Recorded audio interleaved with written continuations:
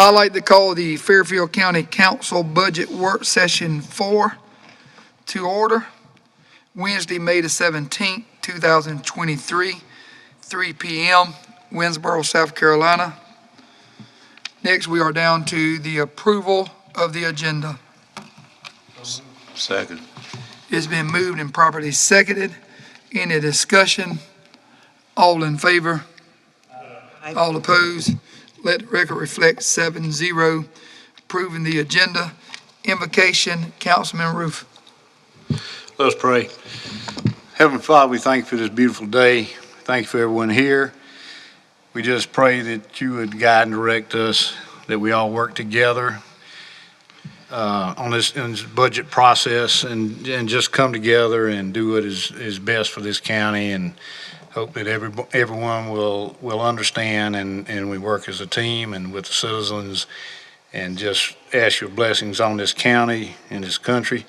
And we ask that as we leave this place that you give us all safe travel mercies back to our respective homes. We ask all these things in Jesus' name. Amen. Amen. Thank you, Councilman Roof. Next, we are down to items for discussion, 2023-2024 budget. Ms. Johnson. Good evening, Council. Hope everybody's doing okay and had a wonderful weekend. I'm actually going to turn it over to Ms. Williams and Ms. Mosey to start things off. Thank you. Good afternoon, members of council. So at the last budget work session, you all had several questions that you asked. We took tally of those. We've gotten the answers. We're going to go through all those answers first. But one of the first ones we're going to start with, there were several questions related to fire services. So we did ask, thank you, the interim fire chief, Mr. Jamie Webb, to come and address some of your questions. In general, just a reminder of some of the things you all asked was, where would the new firefighters be housed? How many volunteers are there at the Dutchman Creek Fire Station? Who will be assigned to the River Road Fire Station? What are the differences between fire marshal and deputy fire chief duties? And so we do have a handout that'll be passed out that Mr. Webb put together, Chief Webb put together for you all to have his answers as well, but he'll be here to explain a lot of the information. So.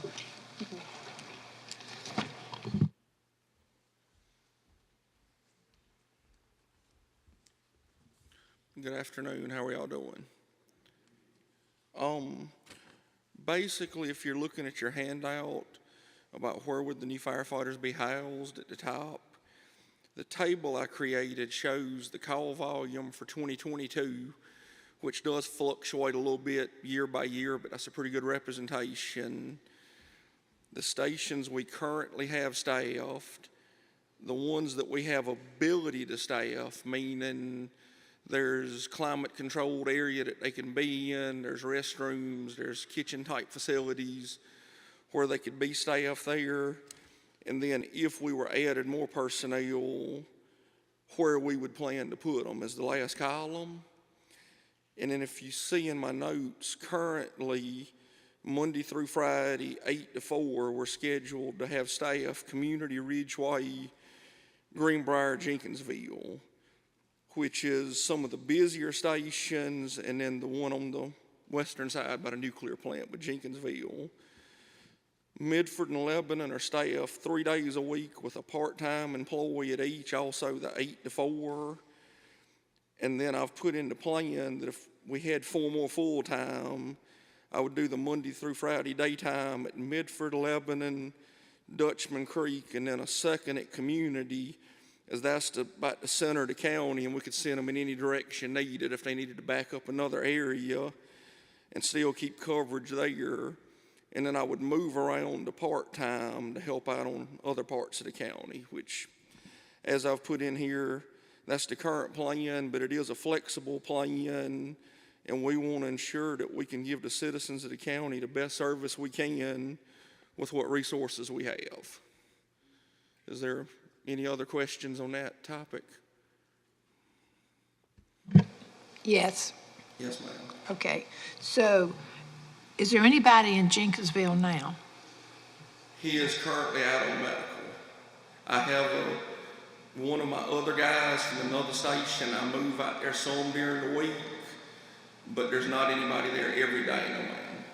Okay, so, you want to have a full-time and a part-time there? I'm sorry, say that again? Are you wanting to have a full-time person there and a part-time part of the time? If we were added more positions, my plan would be, like right now, Midford staff 3 days a week with part-time due to their call volume and ability to house them. If we added on another full-time and I put them there, I would move the part-time that's at Midford currently out to Jenkinsville, just so they could help float up and down that western side and keep up with the other 2 stations there and add some more coverage on the days they work out there. Okay, Does so, that make sense? well, it might to you, but we need somebody in Feasterville to cover Feasterville and Blair. Can we have a part-time, part of the time between, and I know we don't have a facility and we don't have all that stuff, but there's a bathroom, and if they were there part of the time in Feasterville and part of the time in Blair, whatever time of the, What would you consider part of the time, though? Like how many hours a day? I would love for it to be 8 to 5, but you're not going to do that, I know. If you could The have, problem would be is on a 100-degree day, when it's 110 having the building inside there, having somebody in there 4 or 5 hours with no space, that if they ran a call, got hot, they couldn't cool down, and that would be the problem with not having facilities there.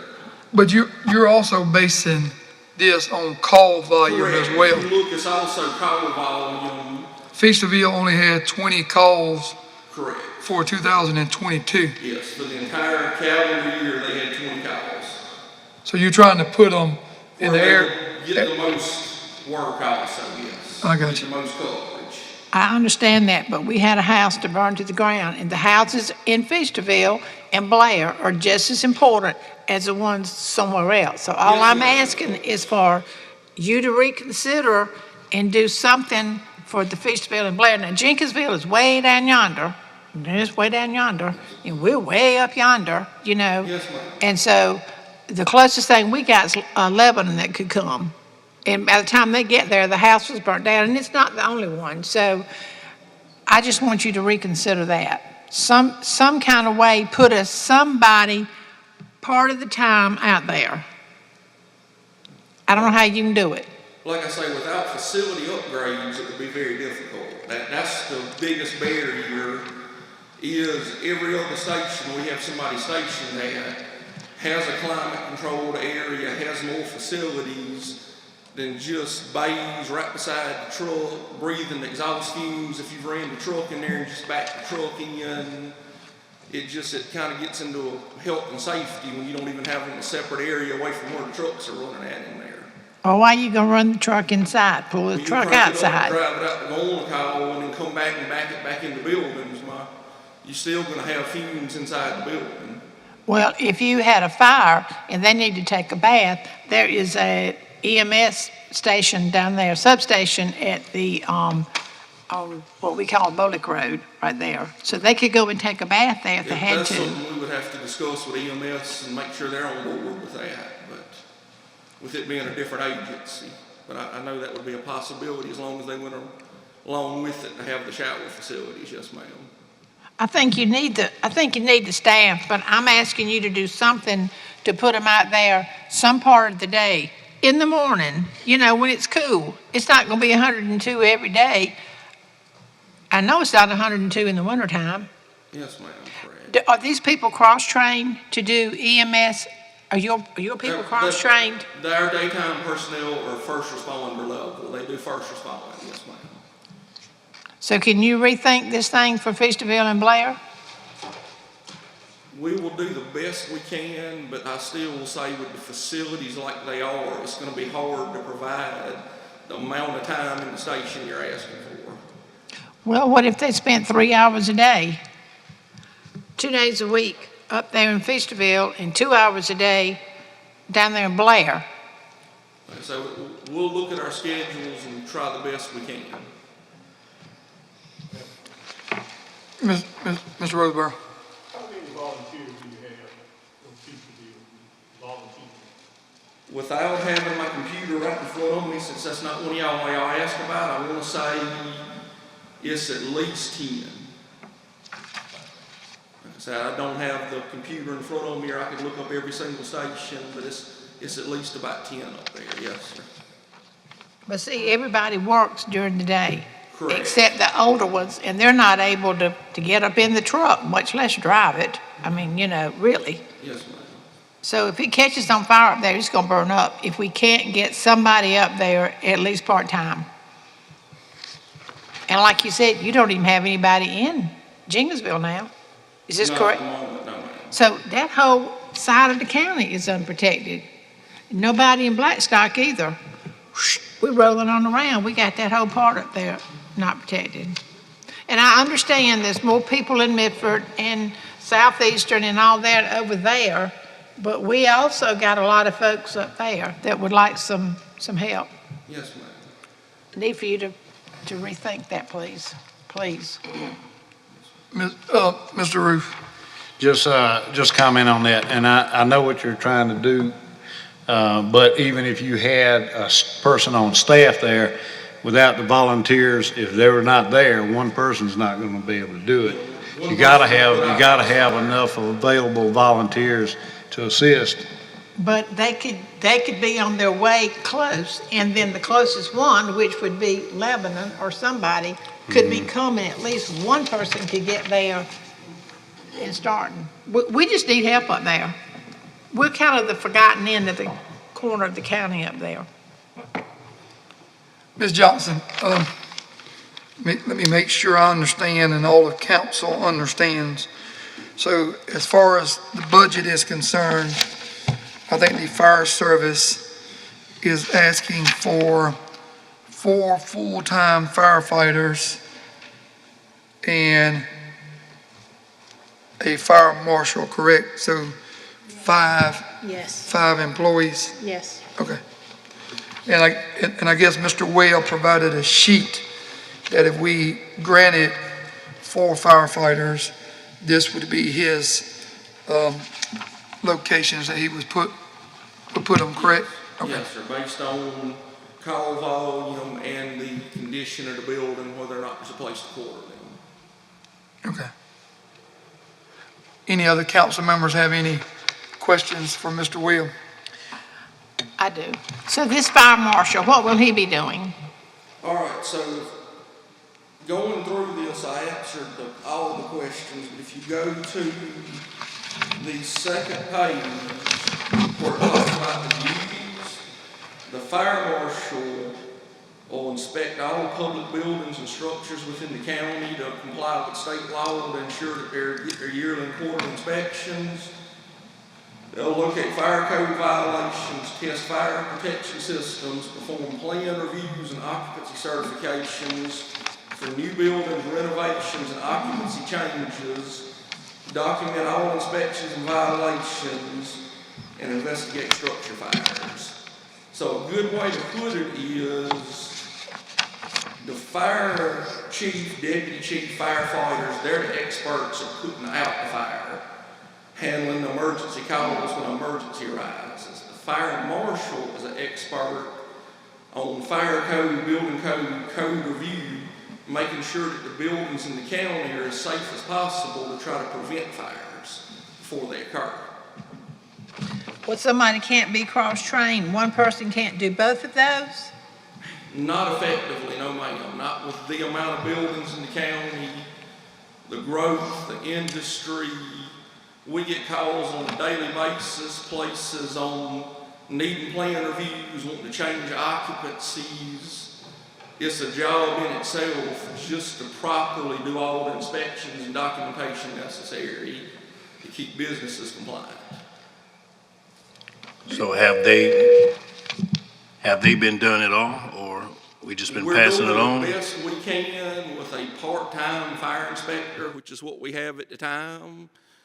That we're doing the best we can to get done what we can do, but a lot of his time's just plan review between new businesses and businesses adding on.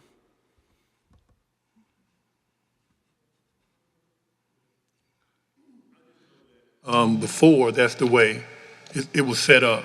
Yes. The director of fire protection was also the fire marshal. Well, and I put some history in the back of this too. If you look at the second and into the third page, kind of giving the history, because for a long time Fairfield operated as 11 separate fire departments. It was not consolidated. The departments had more responsibility, and the county had what was called the county fire marshal as the title, but did not have a chief, a director, deputy director. It was just the fire marshal, who still did a lot of the duties the fire chief does. He changed to the director, and then when they hired a deputy director, they had someone who already came in the door as a fire marshal. They were already certified, did what they could, and then in the meantime also had a part-time investigator or part-time inspector work for them, did a lot of work, and all three of those have since retired. But now to find somebody willing to do both roles, let alone try to do them effectively, would be hard, because the fire marshal is a full-time in its own. And Mr. Webb, I think y'all have, when I say y'all, the fire service has asked for this position for a fire marshal as long as I can remember, and I hate to call former employees names, but I think Mr. Hoschel did it part-time. He did. Do you or Ms. Johnson have any number as far as public buildings that we have in the county that's supposed to be inspected? Do you have an idea of how many? I do not have even a rough idea on that. I could get it for you, but basically every single building open to the public is supposed to be inspected. But I can try to get you all that exact number, or as close as I can to it. I guess the main thing for me is the county bearing any liability for these buildings not being inspected like they should be on a regular basis? It is state law that they be inspected, yes, sir. So any that's not being completed or any overage is in violation of state law. State law says they have to be inspected.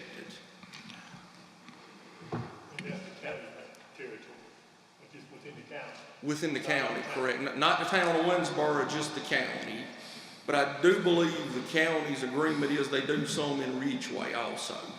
Not town of Winsboro, but the county in Ridgeway, I believe. I have a question. Okay, so you got one full-time at community, but you also have one full-time at Greenbrier. Correct. How far apart are they? I would have to look it up. If I told you the miles, I would just be... Well, I mean, it can't be that many miles from Winsboro out to Greenbrier, correct? Correct. All right, so what if you did something with the Greenbrier person and give him us out there half the time in Feasterville and half the time in Blair, because you got one that close right there. You got them covered and smothered up here. Ridgeway, Community, Mitford, Greenbrier, they all got a full time, all the time there. We don't have anything out there. That's all I'm asking for, is something out there. Correct. And the Greenbrier one does cover the industrial park. We have the Lily and plants coming up this way. That's part of the reason too for the heavier coverage is the amount of industrial buildings too. Call volume and industrial buildings. Well, Community's right there, down there to Lily. Correct. We gotta have somebody up there. Well, and I think Mr. Webb said he would look at it, but a lot of it is going to depend on whether council grants him for full-time firefighters to be able to move people around. Anything else from Ms. Johnson or anything else from Mr. Webb that you want to communicate to council in reference to the fire service, or any other questions from council? I have one. Go ahead, Ms. Sorry. Mason. What is the rec specialist? What would he do? What is what now? That's a recreation center. That's not my. I'm sorry. I'm just trying to find some money for you. Just to answer too, and it's in the paper so y'all can see it, but where y'all asked about Dutchman Creek, they have 8 volunteers on their roster right now, and we were just contacted by one more that submitted paperwork to volunteer out there too. To give you the number y'all did ask for, and the River Road station that's in process of being built is a substation of Southeastern, which is our internal term for meaning they share the same group of volunteers. That'll be the 4th station in the county like that, where you have a station and a substation, but it's got the same group of volunteers. In the eyes of ISO, that building with the trucks in it is a fire department. Get your ISO right, and it's just, for our purposes, it's a substation with the same group of volunteers, because they butt up to each other. What's the ISO rating for right there in Blair and Feasterville? We're a countywide 5/9, countywide. Yeah. Any other questions from Ms.? I think we probably will answer this in another time regarding building upgrades. So that'll be answered another time. Am I correct? Yes, thank you.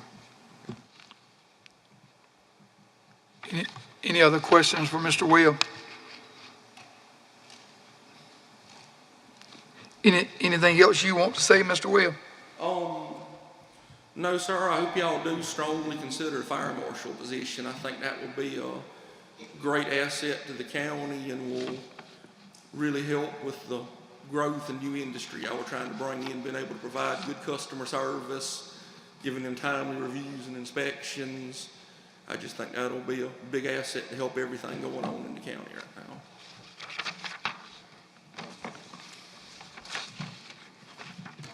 Thank you.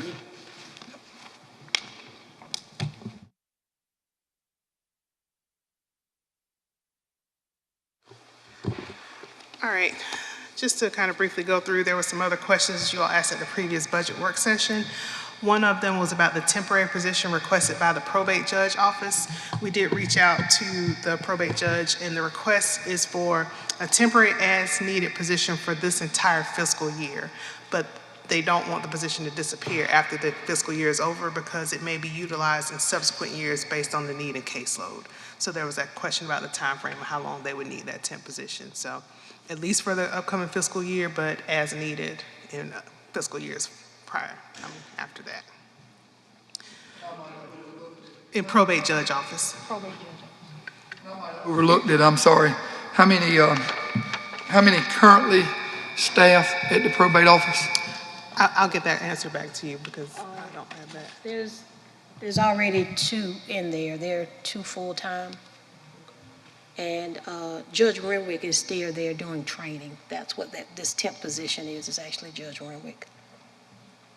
Okay, so it's been Judge Renwick and 2 full-time employees before, Yes, and now it's going to be 2 full-time probate judge in a temporary position. yeah, 2 full-time, the probate, and then this temp position.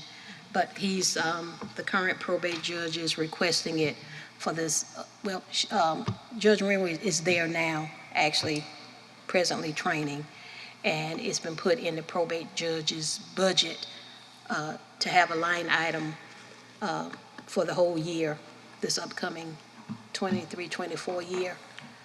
But then an additional request of they will want it to stay in there for upcoming years in case of caseload, or if it's needed to help or to consult or answer questions, etc. So basically, I'm not worried about the upcoming years. We're just on this this budget 23-24, if council wants to keep the full amount in there. But that's what the request was for, to have a temp for this year. It could be a contingency, say, for this year only, but this is just a request, so it is in the probate judge budget. Yeah, I don't think we can speak for future years.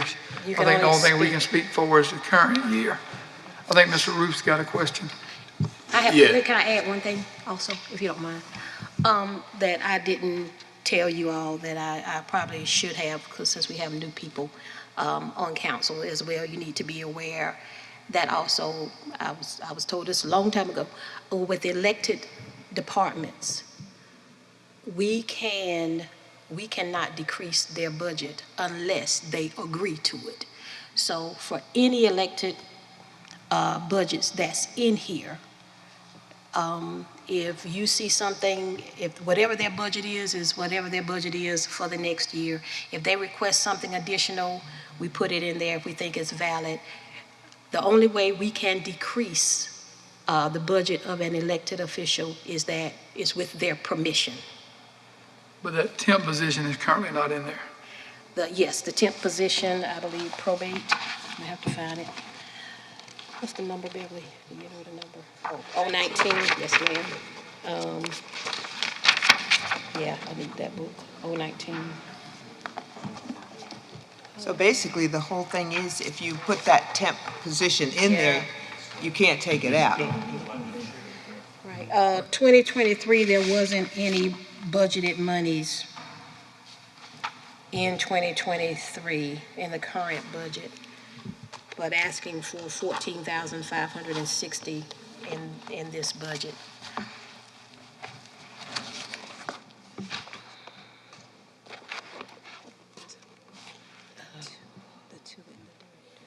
Yeah, that's it, yeah, it's 2 in the director. And then the temp, that's what they've already been paying. So they just had a temp line that just started. Yes, they didn't need, what is that? Are you, I'm sorry. can I ask you something? Yes, I'm sorry. How long is Judge Renwick planned to train, and how many days? We don't know how many days a week she's up there now. We hadn't talked to them about what the plan, well, Ms. Williams asked what the plans were of the current judge that's approving, that has requested this budget, and that's his intent.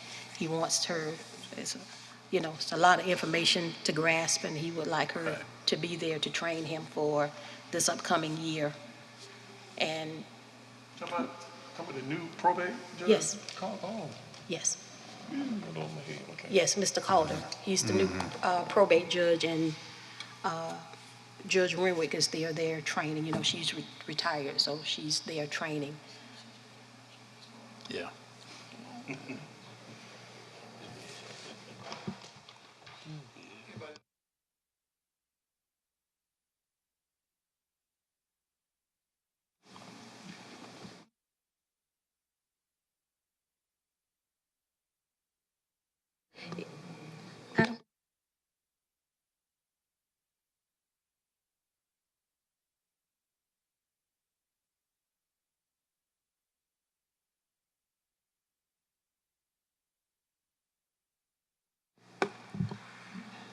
All right, so Any other questions on that? Any other questions by council members? Okay.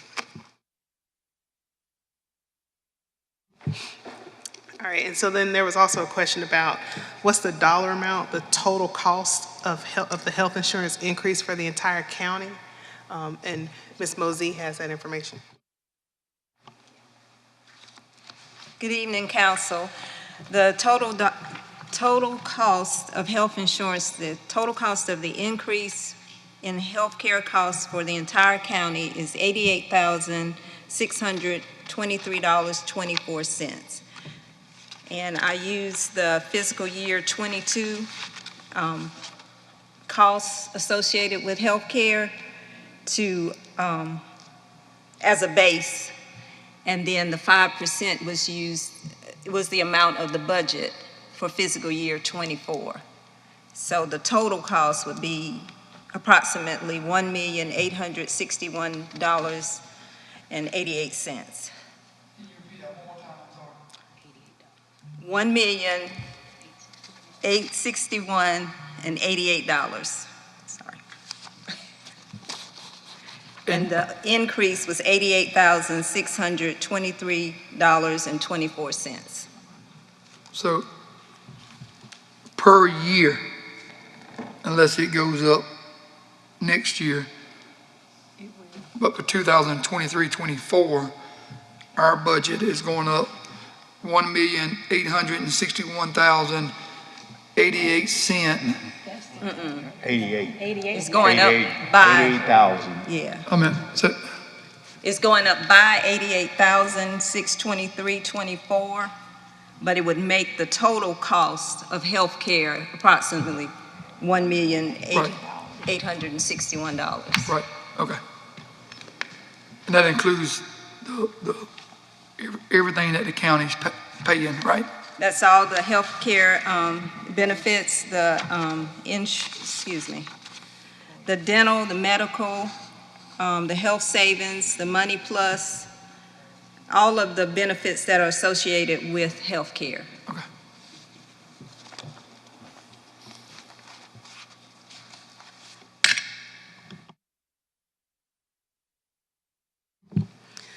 All right, the other question was about the child support delivery funds and whether or not the county was still getting paid for delivering the child support paperwork. The Fairfield County Sheriff Office does receive $16.50 for each successful service. They serve approximately 15 to 20 of these papers a month, which is between $200 to $300 a month. This money gets deposited directly to the treasurer's office. Family Court also receives money from Department of Social Services for this service. And so there are some specific regulations on what they can use the money for, which I think we went over at the last budget work session. But yes, they do still receive some funding for that, and we'll just be working to make sure it gets allocated to the right accounts. And if there's no questions on that, you asked about what percentage of transit is not grant funded, and Ms. Mosey also has that information. The percentage varies based on the total number of miles driven for county citizens who use public transportation, and transit has a continued pattern of increase in public transportation routes and offerings for citizens' transport. Currently, the reimbursement rate is 70% for any expenditures that involve public transportation, whether it's administrative costs, operations, or even office and electronic equipment. So this is good news because in recent years, the percentage was only 8%. So over the past, I'm not sure how long Diana's been here, but she's steadily been having that percentage increase up to 70%. And additionally, large capital purchases and travel are reimbursed at 100%, while preventive maintenance associated costs are reimbursed at approximately 90%. So they really have an outstanding program going on, and like I say, it's steadily increasing, and we're getting much more of a benefit than we were in previous years. Do you have a total that the county's paying? That if they're paying the 70%, then basically we're paying 30% for some of the charges. It kind of just depends on like each month how many miles are driven, and sometimes it may be, maybe a little better than 70% in some cases, or it may be a little less, but on average 70%. But you don't know what we spent actually money-wise for the county. The county spent. I can go back to last year. We had to go back to last year. While she's looking for that. All right. So while she looks up that, there was a question also about the county's contract with MUSC in the emergency room, about when does that contract end. So there is no quote-unquote termination date for our contract with MUSC. There are terms of how either party can get out of the agreement. But as far as the $1 million that we pay every year, We signed the original agreement with Providence Hospital in November 2017. Within that agreement, the county agreed to pay $10 million total, $4 million up front, and then the remaining $6 over the next 6 years. And so that payment of $1 million actually ends in 2023. So at the end of 2023 will be our last of that total $10 million that the county paid. So we have that original agreement with Providence, but then we also signed amendments with MUSC, and the most recent amendment, which is kind of same terms, but we just go through it every year, that was signed in April of 2023. So we should be finished with the hospital total $1 million payment at the end of 2023. We're talking about that at the end of the calendar year. Calendar year, correct. Yes, ma'am.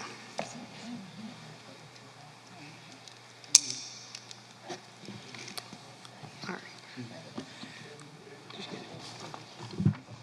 All right, so while they continue to look that up, there was also a question about the old administration building. Can we sell it or tear it down? Is it tied up in bonds? So yes, the administration building was tied up in the county's IPRB bond, but we have three options. We will be meeting with our bond attorneys on Friday to go through all of those different options. One is to sell the building, use those proceeds to pay down that bond. Two is to seek the release of the admin building from the bond so that we can then sell it and then use that proceeds however we like, or a combination of the two where we use we take it out, we sell the building, we use some of it to pay down the bond, or we use some of it for other needs, we can split it. So we're gonna be actually meeting Friday afternoon to kind of start those discussions about what to do. So we'll have more information on what we'll do with the old admin building as we get more information about the options with the bonds.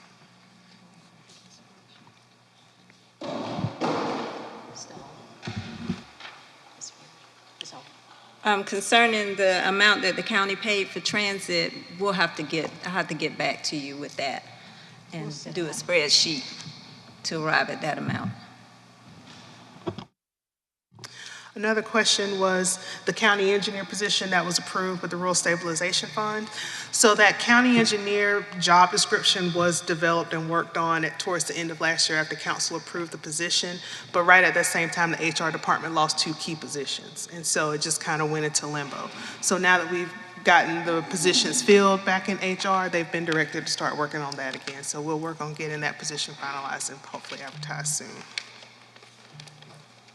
And then there was a final question that came through about the position request for legislative delegation, the request for an additional part-time person. And so we were asked, what does the current employee do? Do they report to Fannie and Representative McDaniel?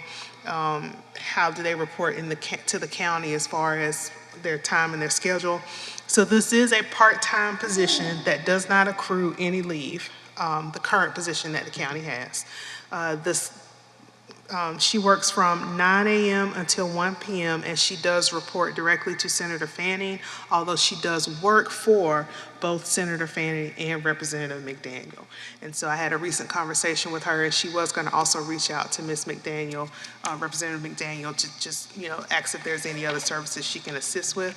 But the current position, that's how that's set up. They don't report to administration. They're just on that schedule, and they report directly to Senator Fanning. Yeah. That too should fall under the fact that we're talking about elected officials. So if we add that position, that stays, or is that different? That's actually a very good question. And we'll find that out. Because, several years ago, even when I first came, we did not have that position, and delegation had asked for the position, and we provided the space, and we provided the funding for it, and they selected the person. So I'm not really sure about that from a legal standpoint. If that's a very good question. That could actually fall into the same category. So we'll look for that answer. We'll find that answer. I have a question, please. Yes, ma'am. Is this year-round? Is this 20 hours a week? It's 9 to 1 throughout the year. Well, how long does the Senate and the House stay in session? They don't stay in session long. So what do we do the rest of the time? Like I said, she doesn't report to, the position. Let me say the position. It was set up where it does not report to us. But aren't we It paying reports- for it? Yes, ma'am, we do. So I guess the way it was set up back then is that because the person in the position reports directly, as she had stated, to Senator Fanning. So they get the person in the position gets the instructions from Senator Fanning and delegation. So it's 20 hours a week, I guess, no matter how it's cut. It's But if still you're not 20 in hours a week. session, what are you gonna be doing? Go If I ahead. can jump in, I can say that I have seen, and I don't know how much time this actually takes, but I have seen where, just like citizens reach out to members of council, they've reached out to members of the delegation, and there's an office next to that person's office where Senator Fanning has met residents at. So it could be part of that, some of that scheduling in the off season, but we can definitely reach out and find out when they're out of session, what specific duties, and let them respond back to you all. Well, kind of since, we're paying for it, we kind of might want to know. That's just my thoughts. Thank you. When this position was originally set up, it wasn't set up where both would be under, she would work for both, it's Yes. just one particular person? No, it was my understanding that it was for delegation. It was meeting for both. It was meant to be, to my understanding, for both the senator and the representative, just one position. You're right, Yes, yeah. to work for both. When it first came up, that's what it came up as. But if I'm not mistaken, I think it's somewhere written in law that we're supposed to apply. Yes, it's a law that says we're supposed to supply a person. I remember that too. That's why it was set up, was to provide a space and a person. A person for each person? No, Oh, it didn't say no. each, no, sir. Okay.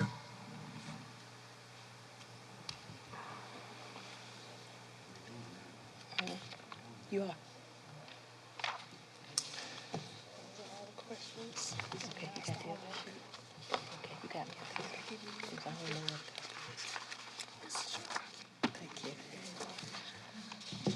Okay, council, it's time to move on to your homework. Did everybody bring their homework? Staff had to remind me I gave you homework before I left town. I missed school that day. So- You might have missed school, Mr. Robinson, but you got that email. It was homework that was emailed. So Ms. if you Johnson. don't have your copy, we'll make a copy real quick. Do you need a copy? No, I got a copy. You got a copy? Can- Okay. Huh? You can. How many need copies? Two. Two? Okay, so three. By the time you get back, it'll be 5. No cheating on the homework. You're not getting out of your homework. I'm just letting you all know.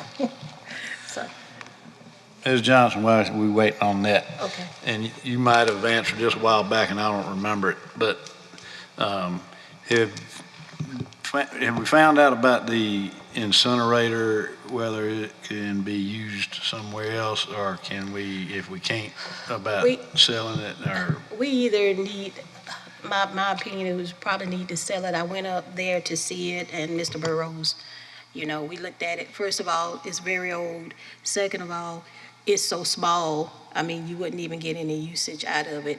And when we had it on the airport road, I believe, citizens complained about it, all of that, so I agree with that. So it's been sitting there for years.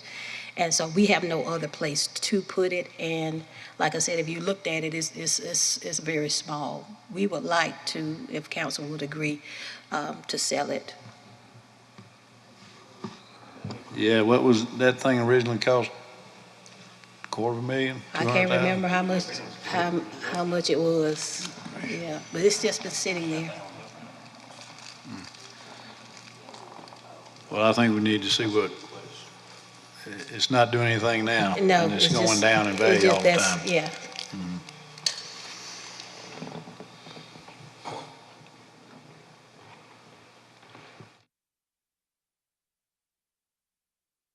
We get a bonus for having our homework here. We get to leave early. Yeah, Star. To figure out how to reward you. Well, two of you didn't have your homework with you, so I don't know if you're going to get a reward because you didn't bring your homework with you.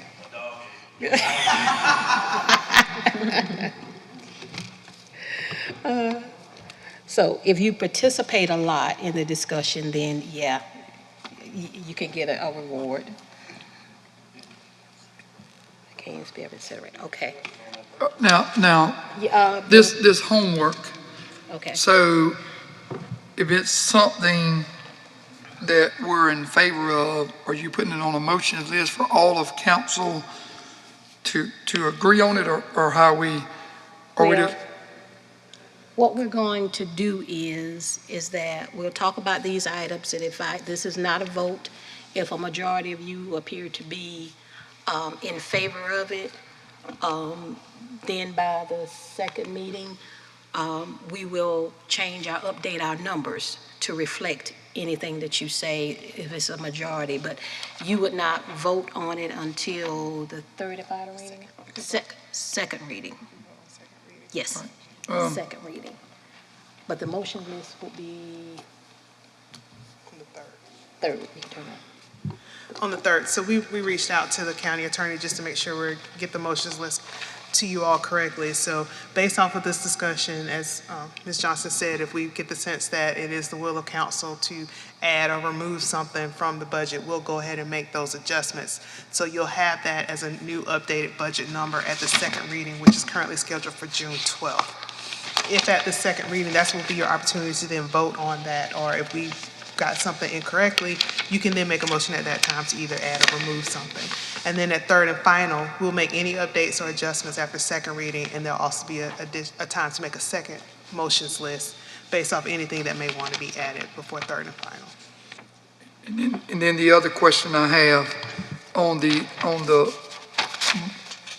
things that we were supposed to look at, if decisions are not made today, when's the latest that they can be made by? We have another work session on the 24th, I believe, that we could kind of finish up the discussions and answer any additional questions. So our homework will be, after we go over this, if you have more homework for us, we'll bring it to the 24th meeting to kind of hash out. But we are getting close, so some decisions are going to have to be made. We need to get a sense of how you're feeling, what you want. This is the discussion. This is going to be the hard point. We have to have those hard discussions, and some of you are going to agree, some of you are going to disagree, but I ask that you respectfully agree or disagree right here, right now, so we can get a sense of how you feel and what you want included in this budget. Or maybe something that I have already in the budget that you disagree with, or, and then that needs to be taken out. Because like Ms. Williams said, the second reading, we will have some of our numbers already changed in our budget. And when you approve that second reading with these items in there, I mean, if you approve it, those items are in there, and you will be told, based on our conversation here, this is what we've amended in the budget. So Right. but if there's something that's a question mark, we leave it until. Right, because some things might be easier to. Yeah, it would be, so, And I might be going out of order, Right. but, I might be going out of order, but, yes, sir. Yes, yes. excuse me. But Veterans Day, Oh, okay. me personally, I think we need to do that. I think any veteran should be appreciated, especially the ones working with the county. And I would be in favor of Veterans Day. I don't know how other council members feel. I'm a veteran myself, but I think we already got 12, am I correct? Including Juneteenth? We have Juneteenth. Correct. I know. Juneteenth this will make 13, if I'm not mistaken. I think it would be. Yes, HR did check. If we add Veterans Day, we'll have 13 holidays, which is the same as the state. So we would be mirroring the same number of holidays that the state. The state recognizes Confederate Day. Yeah, and So- so we have different holidays than they have. And, you know, I think in the past, even when I was here, you know, it was I don't know where it came from, like, okay, if you add a holiday, you got to take one back. That was the rumor. But, yeah, that was the rumor, but we don't have anything in writing or anything that says if you add a holiday, I mean, we don't know of anything that if you add a holiday, you got to take one back. Just like with Juneteenth, that was added, nothing was taken back. So, you know, to me, I just wanted to put that out there because it's just another incentive, you know, for actually our employees. So, Mr. Chairman says he pretty much agrees with that. Does any other discussion, anybody that does not agree with it or has any? I'll comment. I'm kind of like Neil now. My dad fought World War II. He was on a submarine, got bombed, and I grew up, and I'm still very, very, very patriotic. I just don't know that I'm in favor of another holiday. Okay.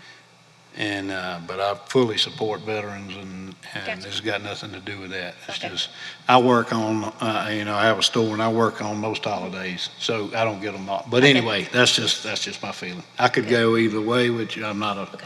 but that's my feeling. Okay. How much does a holiday cost? I mean, the actual holiday, how much does it cost the county?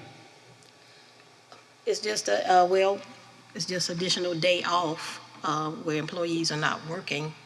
So if you want to, versus working and them not working, we can calculate that.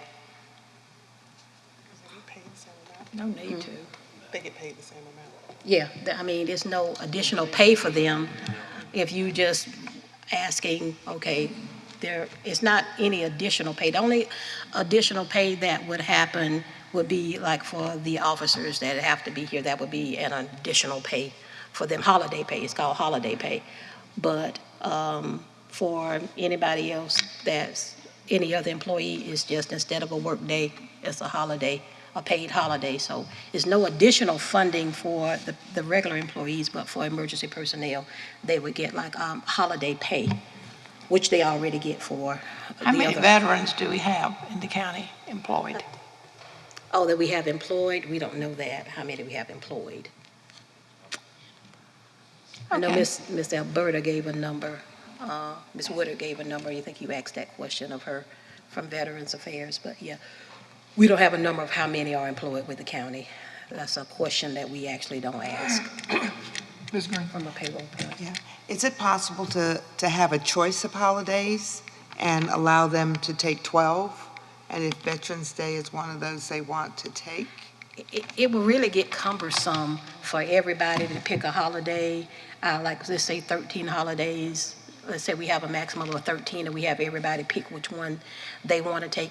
It would actually be really hard to keep up with that because then somebody would have to monitor every employee to see if they put in for this holiday and they took 14 instead of 13.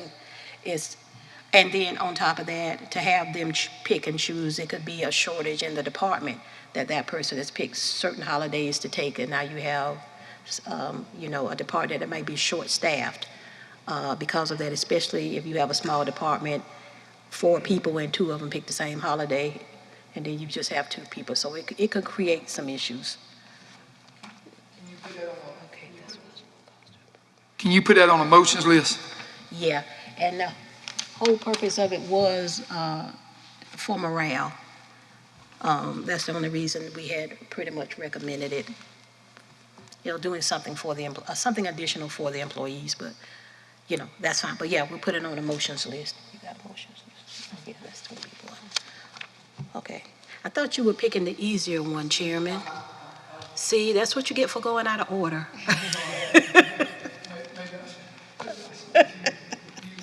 That's completely fine because the first one is actually the hardest one because, like I stated in my homework, that this is the one decision that really needs to be made or discussed because it sets the stage for everything else.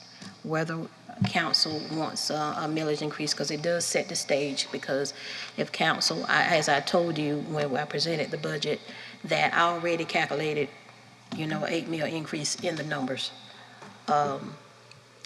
So if you don't agree with that millage, or you want a lower one, or you don't want none, that's the major one that needs to be discussed today, even if we don't discuss anything else on this list. That's the one, even if it takes up all of our time. This is the one that needs to be discussed, because it's going to decide what we have to do when we leave here, and what budgetary changes that we're going to have to make. Because if there's no increase, or it's so significant, it's so small, that one of the first things administration has to decide is where we're going to cut. And my mind automatically, I think we're in agreement that our mind automatically goes to capital, but you need some capital. And then the other, number two, would probably be the agencies, because you fund, I know, over $1 million to the agencies. Can I say something, If I ma'am? had to go back to cut some things. Before you start cutting anything over there. Okay, so Ma'am. I'm just gonna say this. Y'all may agree with me, you may not agree with me. But if we do not fund our EMS and our fire and our police, and tend to the people that, this is what I have preached about, if we cannot tend to the people that we have living here now, how can we expect anybody to want to come in and live down yonder when we are supposed to be going to get all this stuff from Scout? If we cannot take care of who we have, we cannot possibly take care of anybody down there. I know that's where everybody, all the extra people are, but we have got to think about the growth in this county. We have got to fully fund our stuff so that we're all protected. That's all that we're hearing. People, the houses are burning up, people are dying before they can get there, and the police, they're not getting there for 3 hours later. Do we have a choice if we want this county to move forward? Do we have a choice? That's all I'm gonna say.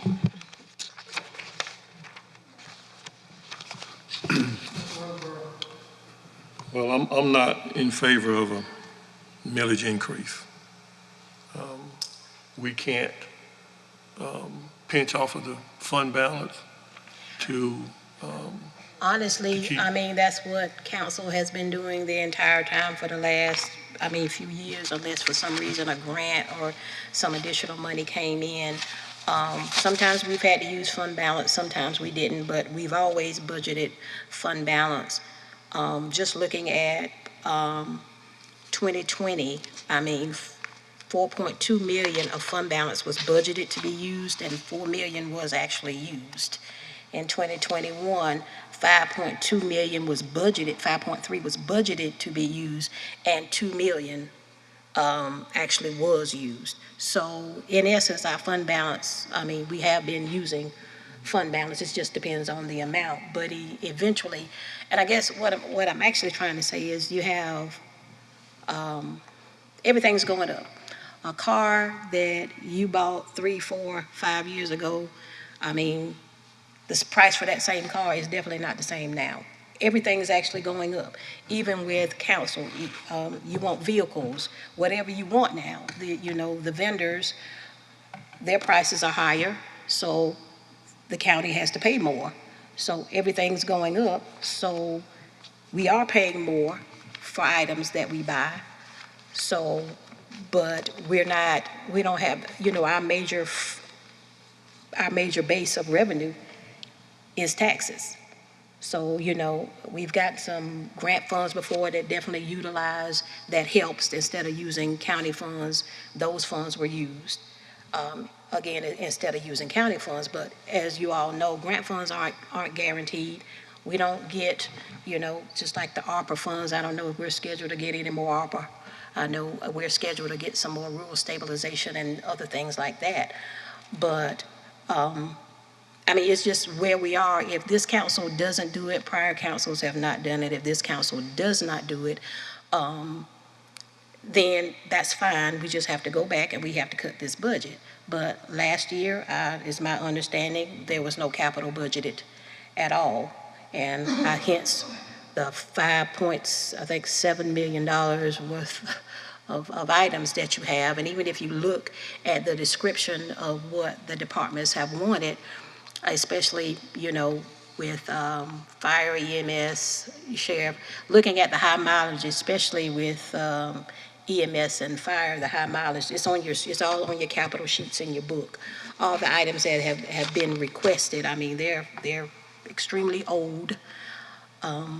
And it's my understanding they've asked for some items before in the past, and because council did not approve any capital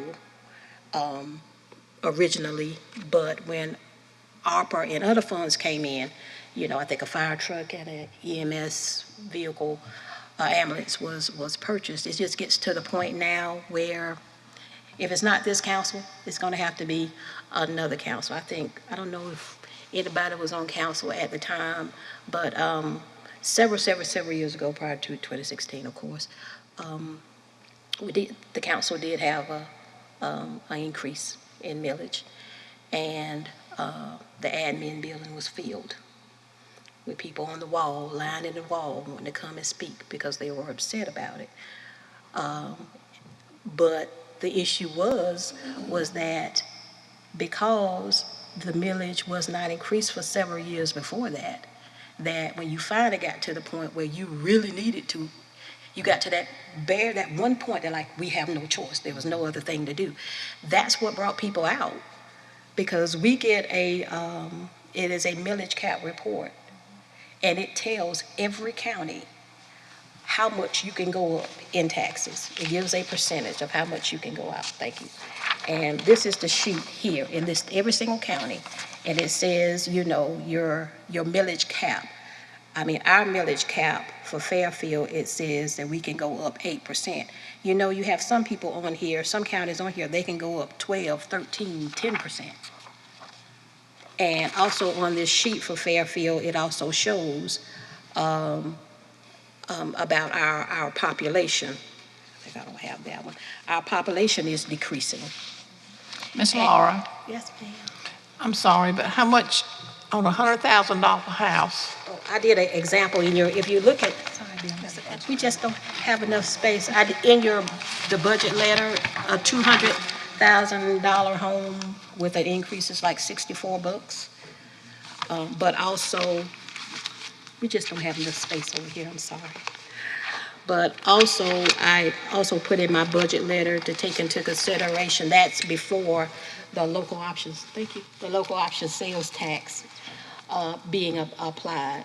So if you all think back to your property tax bill, you'll see the taxes and you'll see a sales tax credit. So any money that we get back, it gets sent to the county, we turn back around and give it as a credit. It's for property tax relief. Council passed that several years ago, so it's a property tax relief. So when I say $64, their bill is not going to go up $64. There's going to be a credit on their bill. I can't tell you what the credit is now because it's a calculated amount, and we have to send all of that to the tax auditor. After we get all the funds back from the state, then we do a calculation to say, for example, I want you to put $2 million back as a property tax, as a sales tax relief, a property tax relief, and they do a calculation so it hits every bill. But So a $100,000 house would be So like I did- $32, Yes, and it wouldn't be that much. yeah, she's saying $100,000 house. $100,000 I did a house 200, would so be half that much. Yeah. But you gotta give up something to get something. You're asking somebody to pay a little bit to have some peace of mind. If you need the fire EMS, that is a very small price to pay for peace of mind, especially out yonder where I am. Now, I know most of y'all live around town, but I don't live in town. So Ms. Johnson, oh, I'm sorry, Vice Chair, go ahead. My thing is, the cold hard fact is that we can pull from the fund balance, and that decreases the fund balance. And we have to find a way to build it back up. And we've heard constituents and people come to us and say that they want all these services, and, and then the different departments come in and say that their equipment is antiquated, about to fall apart. Nobody wants the taxes to go up. But we got to find a way. We whether we want to or not, it's not only the public's taxes going to go up, each one of our taxes are going to go up too, and none of us want that to happen, but we've got to find a way to survive. There are surrounding counties that their fund balance is it's a lot less than ours, and they got to find ways to do it. And so whether we like to or not, sometimes we just have to do what we have to do in order to make it, and we just have to. And one thing to point out too with some of the surrounding counties, because I know sometimes it's been brought up, our millage rate already being high compared to some other counties. Our millage, everything goes into the general fund millage. And so when we purchase capital, we transfer out. And therefore that makes our general fund millage look high compared to others. Whereas some other counties, they may have a millage dedicated just to capital, a millage dedicated directly just to public safety, not including also fees that they may charge. There's solid waste fees, there's fire service fees, there's EMS fees. And so you have to look at the whole picture of what is their general fund millage, other millages, and then also any fees that they may be charging. And when you do the math and calculate that, we're not the highest. We're kind of in the middle with counties our size as far as our current millage, but it's because we do put everything in the general fund millage and then transfer it out. Ms. Williams, I would agree with you. Before I came today, I was looking at other counties, and I saw where one county had a separate millage, and that millage was set aside to handle every fire service inside of that county. And then there was other counties that had a public safety fee, and all of that money went toward public safety. So I would agree. Nobody wants to do it, but I think in the times that we are in, and I think the millage has not been increased since 2014 or 2015. I mean, we have, I'm not sitting here today saying, let's raise it 8%, but what I'm saying is we have got to look at ways to kind of offset the times we're in with everything going up and being able to retain employees and providing these services to the citizens that we need to provide. Because if you don't have money to provide the services, sooner or later, you're going to cut the services that we're providing. So I think it's all of our job to I guess, do the best we can to really study this and see what we need to do to offset some of these issues that we have. Mr. Roof? When was, I was going to ask that, but so the last increase was 2014, somewhere around there. But how many mills, what was the increase then? I don't know. I'm sorry. You increased the library, not you, but the library was increased by 0.5 mills in fiscal year 2023. Yeah, just by 0.5 mills, but prior to that, I went back, I couldn't see where, looking at your millage resolutions, I went back to all your millage resolutions, and one hadn't been done since 2016. And these are actually online to look at your millage resolutions. You can see those online. Ms. Laura, if you take that $32 for a $100,000 house and you divide it out by 365 days, that's 8 cents a day. Oh, gee. 8 cents Yes, a ma'am. day. That's it. Or it would be 16 cents if you live in a $200,000 house. Most of the time that I was here talking to county administrators, before when I was the finance director, we had these discussions. It was my understanding they always would have liked a millage increase, but again, council did not want to do that. But I'm saying that because when you get your millage cap, and even if you don't go all the way up to your cap, the percentage increase, if you just do a little bit each time, it's not that noticeable. Even if you do one meal, after this, it's not really not that noticeable. It's just so noticeable when you get to this point and one hadn't been done in so many years and you get to this point, then it's like, wow, that's huge, But like I said, it's $64. That's just on a calculation of assessed value, because it's all based on assessed values. And it's a calculation for that. So, that's what happened the last time taxes were increased, because I can't remember the amount, but it was of such, it brought a lot of people out because one had not been done, and it finally got to that point that we had no choice. We shouldn't get to the point where we just don't have a choice and it's got to be a big amount all at one time, or big increase all at one time. Of the millage increase, what portion of it go towards capital? As I had talked about at our last meeting, doing a lease purchase, and doing a lease purchase for approximately $4 million. That amount can be adjusted, but the capital that I had recommended was well over $3 million, so $3.5 million, I think. So looking at just $4 million as an estimate, it would take a little over, I'm rounding, okay? So it would take approximately rounded 5 meals annually to take care of the capital that I've recommended. That would be actually the payment back for that. You can get all the capital, and then to pay the purchase lease, the payment would be close to $750,000 for the next 7 years.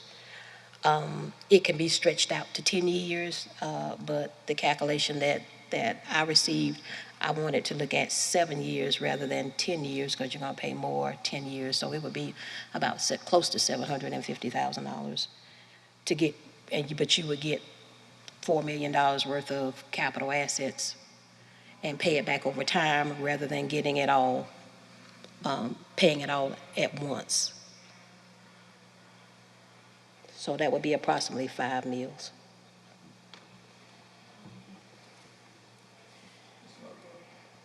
Was the ladder truck included in your recommendation?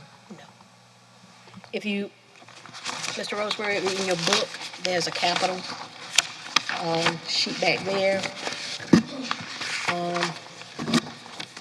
And it shows everything that was requested, and it shows what my recommendations were for each one.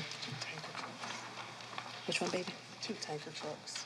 Yeah, just 2 tanker trucks, but you can see everything. You can. Do you have the Section 5.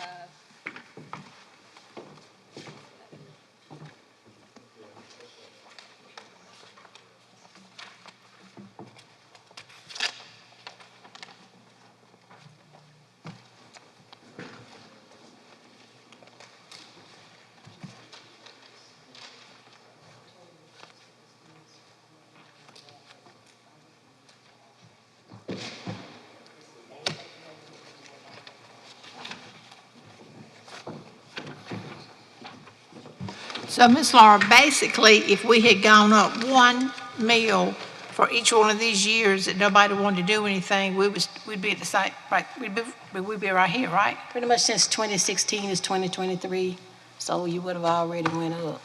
You would already be like there. 7 meals or something like that.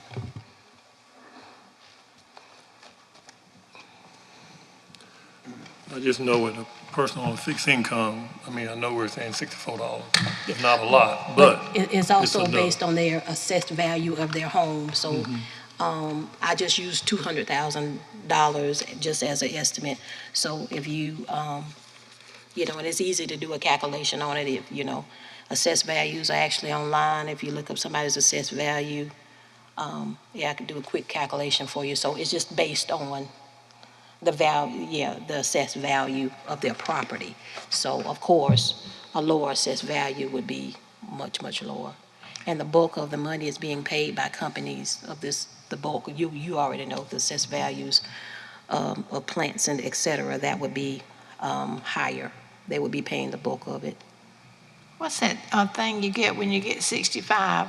The homestead exemption. So if you're on a fixed income, Yeah. you're that already place- getting homestead exemption. Right.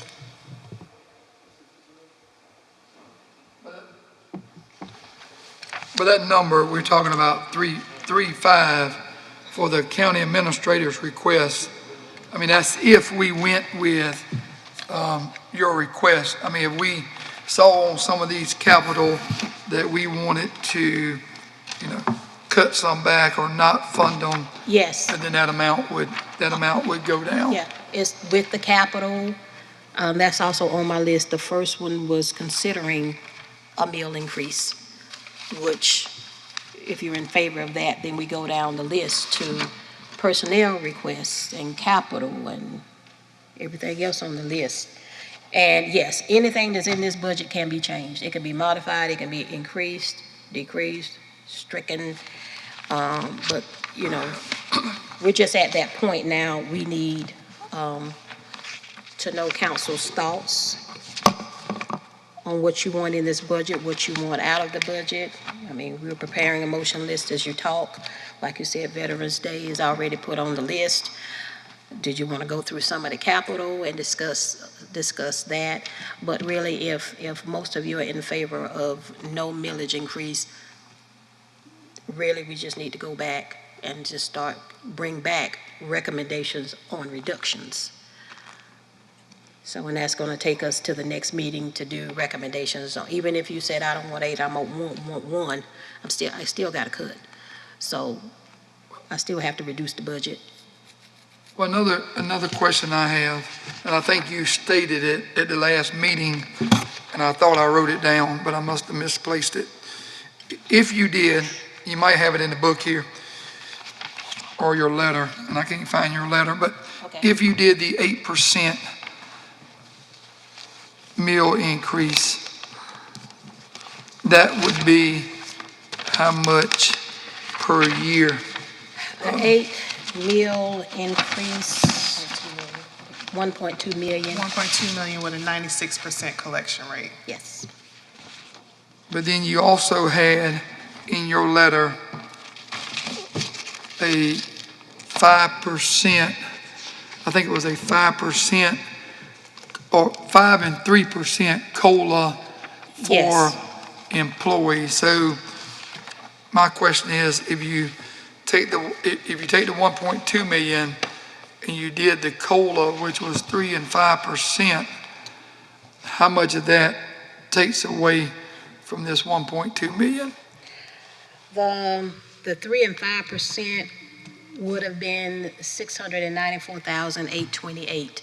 That's just for the COLA. I don't want anybody to walk away thinking that because of this increase, because of this other things, that, oh, we're not going to use fund balance, but still all going to use some portion of fund balance. I was trying to, with the increase, with everything, with, cost of living is increasing, et cetera. Prices are increasing, at least to bring some additional revenue to kind of offset without always going to fund balance as the source. Because eventually when you continue to go to fund balance, but your revenue is not increasing. I mean, if your revenue doesn't increase, plants, new businesses. So if the revenue stream is not going to significantly increase, you have no choice but to use fund balance. And also take into consideration, I mean, our population is decreasing. I mean, the last census, it went down, 3,000 people? 12%. Our population is decreasing. The Rural Stabilization Fund that we received, the monies that we received, it was, one of the reasons was because of zero population growth. I mean, so, go ahead.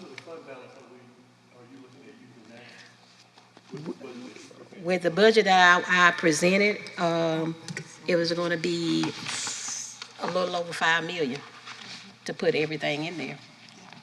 You got to think about it, 3.6 3.5 million of it is capital. Yeah. 5.6 million. Yeah, 5.6 million. And also take into consideration, like I said, in 2021, council approved a budget of 5.3 million in budgeted fund balance. You didn't end up using it, but that's what was in there.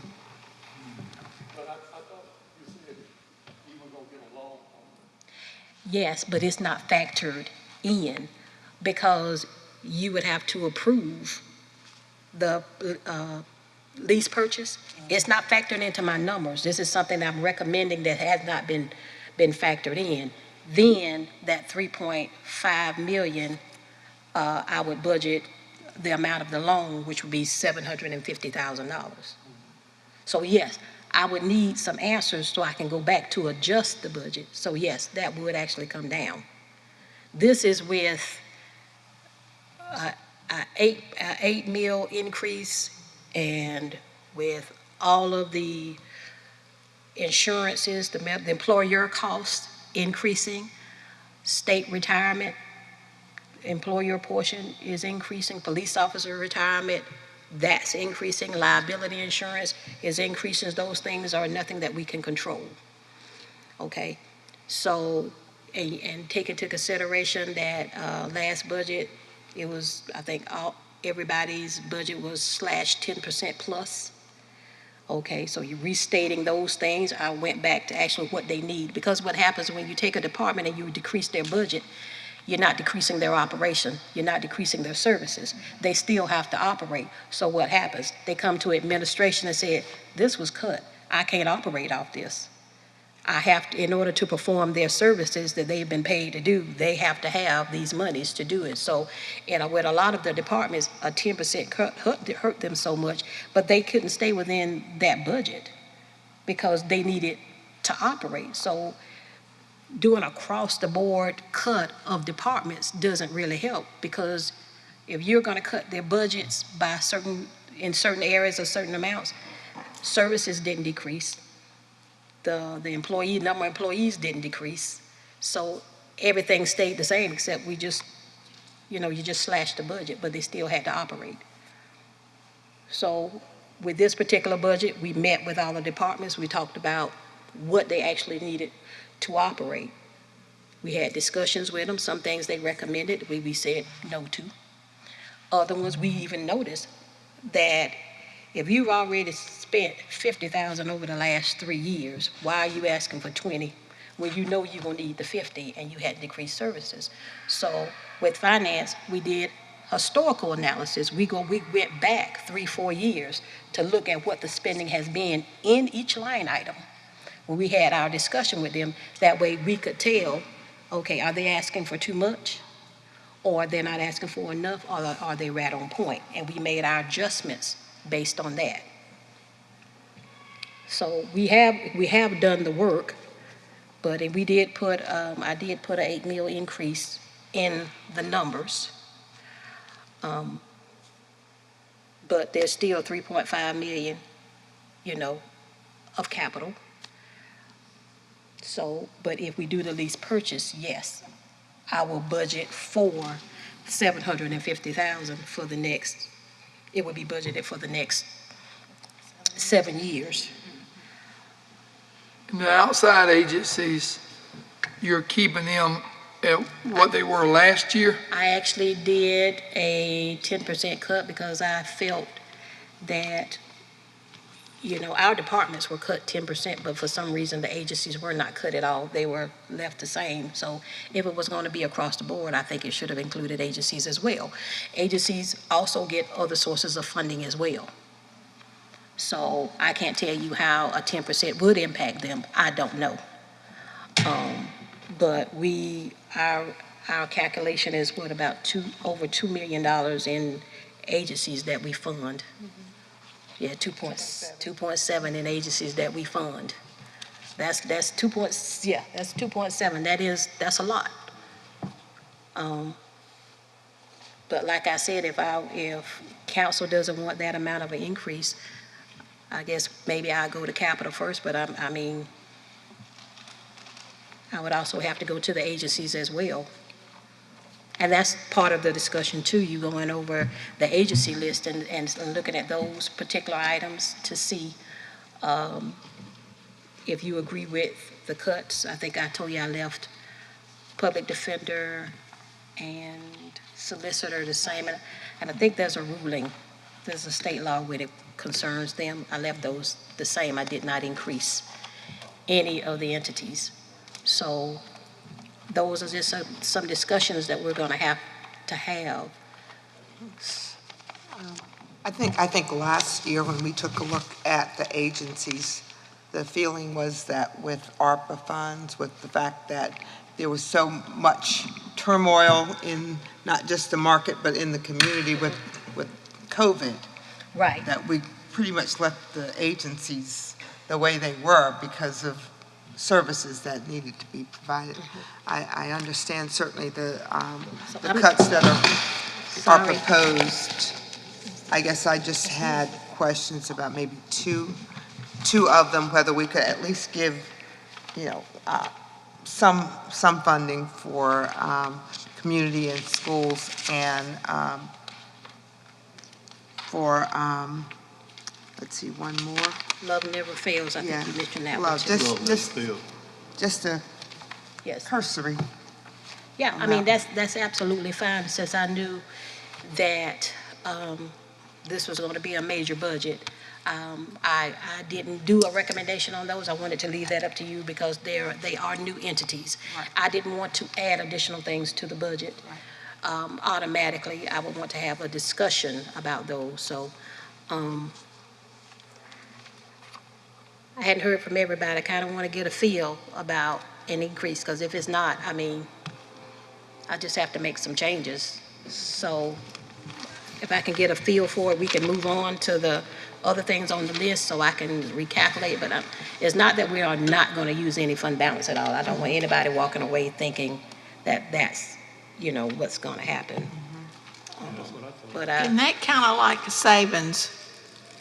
That's Ma'am? kind of like the savings, right? So here we are, we got our checking account, we got our savings account, correct? Right. And we have been dipping into the savings account, correct? Yes, ma'am. So how many times can you dip into the checking account and not put any more back into the savings account, and not put any more back into the checking account before it runs out? Well, that's kind of, I want to start having a discussion about a meal increase so you can have more revenue coming in. And I think I said this at the last meeting, I mean, you pay $600,000 annually for this building. I mean, so where's that coming from? Unless some other revenue come in. I mean, you can't predict to the dollar how much money is going to come in, because, you could have anything happen with assessed values. See, all this calculation was based on the present assessed values. The assessed values could go up. And then my calculation would be incorrect because we don't have the assessed values yet. I went by what we already have on file. That means if the assessed values go up, then my calculation is off by the increase, which means there will be more money coming in to the county. So yes, every year we've always had to budget fund balance. That doesn't necessarily mean we're going to use it, but you have to have a balanced budget. When you go ahead and budget, estimate all your revenues that you anticipate receiving, and then you look at all your expenditures, the difference has to come from somewhere. So the difference is always your fund balance. Sometimes you're going to use it, sometimes you're not going to use it. But also take into consideration with fund balance that there is about $4.2 million that reserved that we always need to have.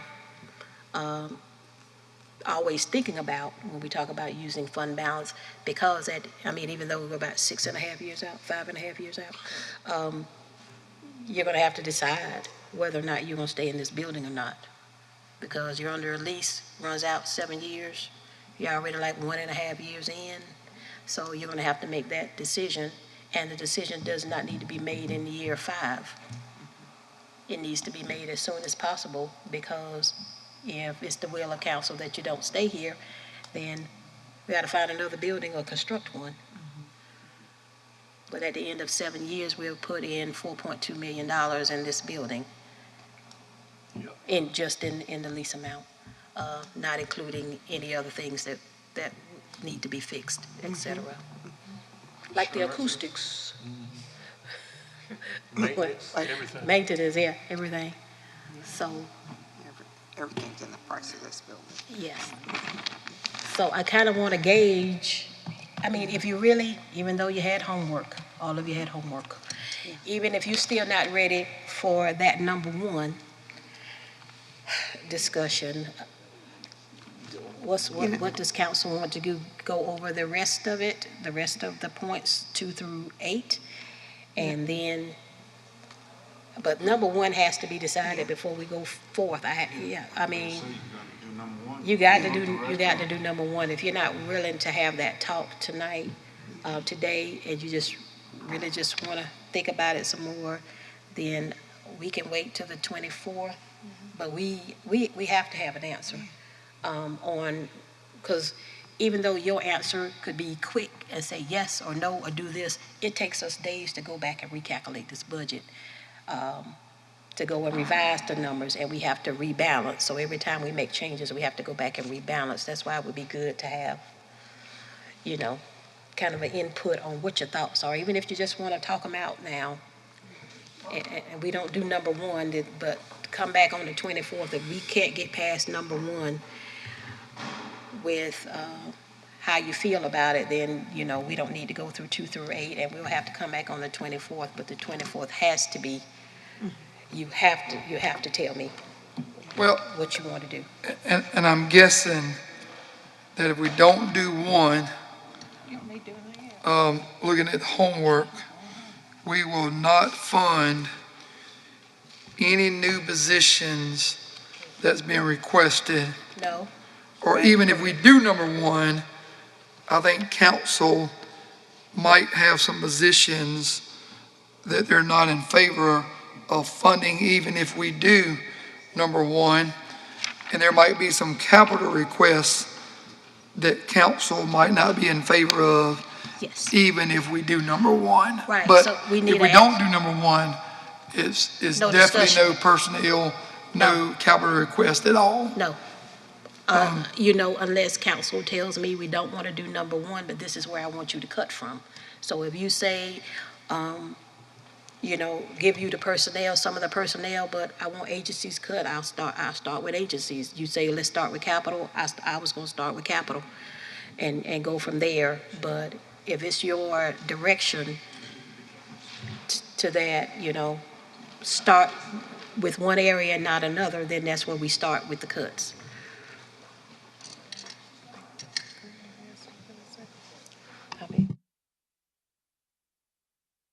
Go ahead. Help me.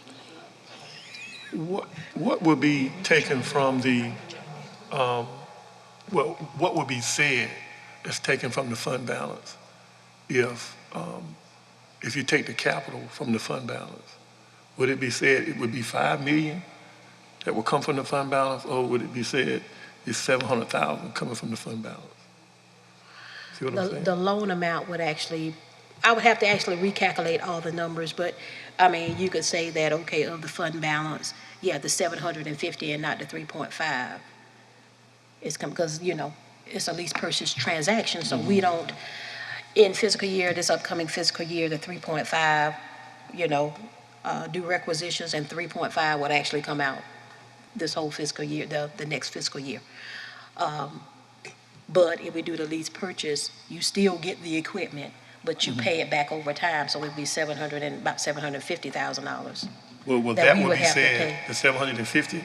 Yeah, the Would be- $750,000, and yeah, I would take out the 3.5 out of the budget as a payment, and I would put in $750,000 instead of 3.5. But every year for the next 7 years, it would be approximately $750,000 payment. So you're still getting your capital, you're still getting the capital. And if council goes through this capital list and agree with the lease purchase, and you go through this capital list and you say, well, you have 3.5, I need to strike some things off of this, council agrees, we're gonna lower this down, then that amount, that 750, more than likely is gonna be less. Because, like I said, the calculation was done on 4 million. I didn't do it on 3.5. It was just a quick and dirty, 4 million. So if the capital amount gets changed, then yes, that number will change. And I found out from looking at the entire capital list, we have bridges on there. Bridges of $500,000. I found out under the lease purchase agreement is for capital equipment. It's not infrastructure, so I would still have to take $500,000 off my recommendation, and council will have to take care of that part. But then that drops this to basically 3 million. So if council wanted to add something else or whatever they want to do, the calculation of the amount is still contingent upon what council wants to approve in the capital. So if council only approves $2 million, the calculation will be done on $2 million, and you can pay it back over 7 years. We can kind of dictate. I think we could probably do 7 years, 5 years. I just did an estimate of like 7 years rather than 10 years. That was stretching it out, and you pay more. Are y'all having trouble with the 8%? What is the problem that y'all are having about the increase? Is 8% too much? Amen. Whatever, y'all know what I mean. I mean, what? You're talking about $32 a year. They haven't had an increase since 16. But the people are wanting the protection. They're wanting this stuff. Y'all have heard them. People don't want increased taxes. But they want somebody to come there if they're dying or if their house is burning up. They would like that. In that situation, I think we need to go back to the individual fire departments and fire chiefs. This thing bringing all of them together under one umbrella, it just don't work for the county. Our county is just too big and too rural to have a per se fire department for the whole county. I don't know to me, that was just a bad idea. That was a terrible idea. Well, I ain't got but one up there where I am, and I ain't got anybody during the day. Yeah. That was just a terrible idea. So y'all, That would be left up to the chief. Laura needs to know, do you want the 8%? What do you want so we can go forward? We can sit here all night and you be able, but then we got to come back next week. Well, we could have told her today. I don't have any problem with it. Because I want to get my people, I want to get everybody in Fairfield County tended to. Whether they're breaking in the house, they're dying, or the house is burning up. Go ahead. Or 2 or 3. To council, is this something with the 8 mil, is this something that you want to kind of stand down on, think about, and discuss at the next meeting? I just want to add, if council decides to do on the 24th, to make their final decision, we need to be in here for the long haul meeting. We're going back to Capitol, we're going back to agencies. We need to finish up the homework list, and we need to be in here until we finish it up. You got to start at 6 o'clock that morning. I don't care what time we start, we just need to get through this. And just also say, council, nobody likes increased taxes, nobody up here likes to increase taxes. But if you ever want to increase services, get better equipment, et cetera, the funding has to come from somewhere, We need to pay these people, we need to pay them enough so that we don't train them and they go off to the next county. Well, the other problem that's occurring, that's why we put in the COLA, is because we do have employees. They're just going a few miles down the road into another county because they're paying them more. EMS is already, I'm just using EMS, but it's not just happening in EMS. It's happening in other departments as well, whereas they're just going, to a nearby county because they're paying them more. And so the county is trying to keep up, but when you increase the salaries, especially of our emergency personnel, but then your nearby county is going to increase theirs even more, and all of the emergency departments are aware that they know that we can't go dollar for dollar with every county every time they go up $1, but we at least need to be a little bit competitive. So, but that's what's happening. And it's not just in the emergency departments. I mean, we have other people leaving as well because they're going a few miles down the road just to get more. Again, cost of living is, cost of living is increasing. I can't blame anybody from, going a few extra miles to make $5,000 more than what they make here. That's one of the reasons we have the comp plan, class and comp plan that, has been bid out, that we need to have somebody look at all of our ranges, because I think they're more than likely out of date, and we really need to look at those. And you have some people that's worked for the county 10-plus years, and they're happy here. They've told me that they're happy working here, but if you look at their salary, and it had moved, except for a COLA or a bonus, a COLA, and we can actually look at some salaries and say, whoa, that's too low for what they do. So we're just trying to get a plan done. So it's going to have to be, this council's going to have to make some tough decisions, on how they want to go forth. But honestly, I mean, if you're trying to plan for the future and trying to get certain things situated that you want in place now, it's got to start somewhere. Yes. All right, I'll say this. I definitely do not like ever increase taxes. I just don't see where we have a choice. I think about over the last couple of years, just in my store alone, and I know y'all see it everywhere, I sell these carports, and they were 2 years ago, basic 18 by 21 was $7.95. Now the same carport's $14.95. I see it in everything we sell is just double. There's no way we can continue, and I know the supplies the county purchases is the same way. Yes. It's just in salaries and everything else. As much as I hate it, I just don't see where we have a choice. Yeah, I personally think also that if we put it off next week, we don't need to procrastinate. If we put it off the next week, it's going to add more pressure to you guys to try to get the thing done before the beginning of the new year and everything like that. So, like Mr. Roof is saying, we just got to make a decision. Nobody wants it. Nobody wants to do it.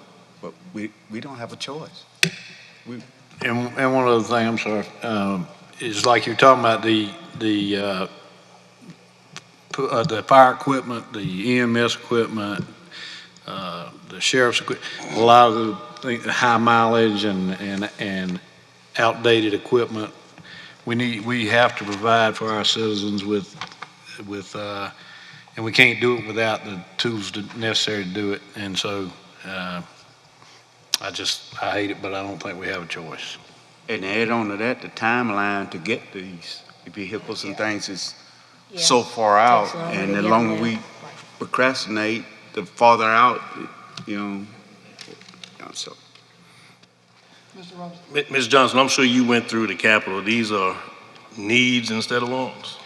Well, you know that when you ask, you get a lot. That's why you see 5.7 million on here.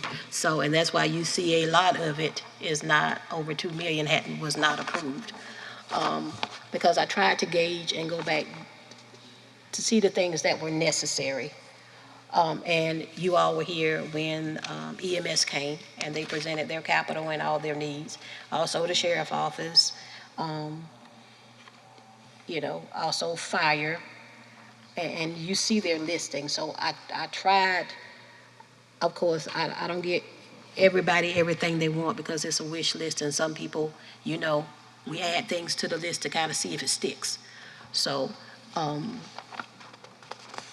I did my best with these, but I also wanted to know council's input, like the sheriff's office asked for 18 vehicles, and I only recommended 6. So 18. So it's things like that. So My thing is, trying to figure out how to say this politically correct. Just say it. Just say it. Times are changing, I will say. There are a lot of, previously in the past, there were a lot of wants more than needs when it came to the Right. departments, I would say.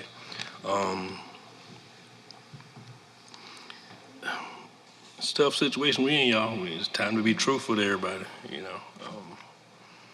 Do we continue on the path we on? Do we make the increase? It sounds like we already got approved for the increase from what, just, you know, listening to everyone. It sounds like you got the votes. I'm just saying, it's just time to be truthful, I think, and tell it like it is. I would love for everybody to be in agreement on all of this. I would love to be in agreement. I live in what is known as a high-tax neighborhood, Oh, yes, ma'am. and you get a lot of pushback, so a lot of people standing Yes, next ma'am. to the wall will be from my district. Yes, ma'am, I know. They were like that when I was here before. So, you know, I like being honest and, you know, basically let you know again, I know that they would love to have all of the services, and I think the older ones will be the ones who will come out and say, I don't think so. So, you know, I think that's something that, looking at public relations and others, I think there's a good way to maybe at least let citizens know, again, how important it is for the services that they want. And, you know, to kind of do some public relations to kind of mention why this is so important at this particular point in time. And again, you know, like Dan and everybody else has said, to provide basic things nowadays, everything costs more. Ms. Green, that meeting that they had up there in Medford, those people were quite Those people were stressed. not from District 2. The majority of them were not. Where were they from? Oh, not in 3? You had a number of people, I think, am I correct?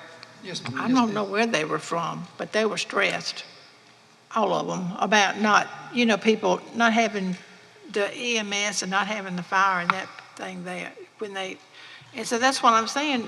If people would just stop and think, the only way to get it is for us to have more funding to be able to buy them and pay the people. And that's why I'm saying that, you know, essentially we have to see what we can do in terms of public relations to make the case, you know, for people, you know, saying that they're willing to pay the $64 per 100 or whatever, because, you know, if you're looking at $1 million home, $64 per 100 is different than it is for a $100,000 home. And I would like to, I know this is a very challenging decision, and it's one of the reasons because we haven't had this discussion in such a long time, but just going back to the millage cap, which is based off of inflation, it's based off the consumer price index, and the fact that in previous years, it's usually just 1 or 2% that counties are allowed their millage cap. But last year, ours was 4%, this year is 8%. So that also is just showing that the state is looking at inflation, they're looking at the cost, and the fact that we could go up 12 mills just based off the millage cap. We're not just saying this just because we want to increase it, because we realize this is a challenging decision. This is also based off the numbers from the state looking at inflation. And in future years, council can go back to that, and if it is just a 1 or 2% recommendation, that may help future councils from having to make this tough decision. If every year council looks at the millage cap, looks at the percentage, takes a percentage of that just to try to keep up with the cost of living, hopefully we can avoid this in the future. So that is something that I would definitely say we would need to keep in consideration. And I just want to bring it up because of what happened in the past. We don't need to say that we could have raised it 12%, you know what I mean? I think we stick with the 8% story. Right. That the state allowed is the 8%, which calculates, and I just did it on the general fund, would be like a little over 12 mills. That's we were just saying the maximum, but we're not, of course, we're not going up the maximum. But we do want to go up a portion, and you're talking about public hearing. And what we can do for the June 12th second reading public hearing, we could also include as part of that a presentation that explains how a mill is calculated, what the millage cap means, what that looks like on a $100,000, $200,000, $500 million home. That way the citizens can also see that, and it's broken down so they can understand the decision, whatever decision council makes, what impact that can have across the county. In that, can we get a comparison to surrounding counties as well, if possible? Yes, we can do that. And also for council, I didn't bring copies for everybody, but the South Carolina Association of Counties does print that. The updated one is for 2022 is out there, and that does show you not just the millage, but the fees and everything else that other areas Just for are charging. public knowledge, that's Yes, all I was asking. that way they'll know that, Yeah. yes. And can you tell the public that we haven't had any increase since 2016? Been zero increase. Yeah, I think all of them know that. I just But think, yes, it'll be basically a recap. I just think it's gonna be a hard sell to convince the public, of a tax increase, and they really don't see a change. They don't see services changing, and now here you are going, raise taxes, and Well, if we. nothing's gonna change. I know, even if we do additional services, it's still gonna take additional funding. So, I mean, we're trying to get the equipment necessary to sustain the existing services with, like Ms. Williams said, with inflation. So even if we wanted to, if council decided they wanted to increase services in any area of the county or institute a new service, it's still gonna take funding. So no matter what happens, it's gonna take funding no matter what we do, even to sustain the existing funding that we have. And I'm going to tell you a story. When I was here one time about EMS. EMS came one day and wanted a vehicle. And they wanted that vehicle for a few years. And was not approved to get the vehicle. Then they got a call. The director was the closest to the call. And on the way to the call, that same vehicle that he had been asking for broke down on the side of the road. He immediately got a vehicle. It shouldn't have to get to that point, even though a lot of our items are older, and I mean, we have even fire vehicles. They are going into the shop with high dollar repairs on them, and that's fine. We're fixing them. They're going to get fixed. But it kind of gets to the point we shouldn't need to wait until something happens and then say, okay, we should have done it. Thankfully, everything went fine on that call. I'm just saying that, departments have certain needs. And when we look at the high cost of the repair, and they're constantly repairing, and with some of those departments, their repair budget even got cut. So they're calling, asking for approval. Can we fix this vehicle because it's necessary for the operation of the department? You have to say yes, regardless of if their repair budget got cut. We have to find the funds in another line item to do it. So it's just one of those examples. It's just, we don't need to wait until it gets real bad before we start replacing or doing anything. And I don't like high taxes either. I don't. But, but we also, as citizens, I say, enjoy services of other counties when we go there and kind of look at your receipt and look at all the taxes that they're charging for all different things. And we don't complain. We just go to a different county and enjoy it and pay all the fees that they have and they've passed. So we can't expect to come back here and live here and not expect some type of increase somewhere. So it's just a point of what council wants to do, and we will act accordingly on budget changes. So. I was just going to request a 10-minute recess. Okay, good, thank you. We are going to take a 10-minute recess at this time at 4:57.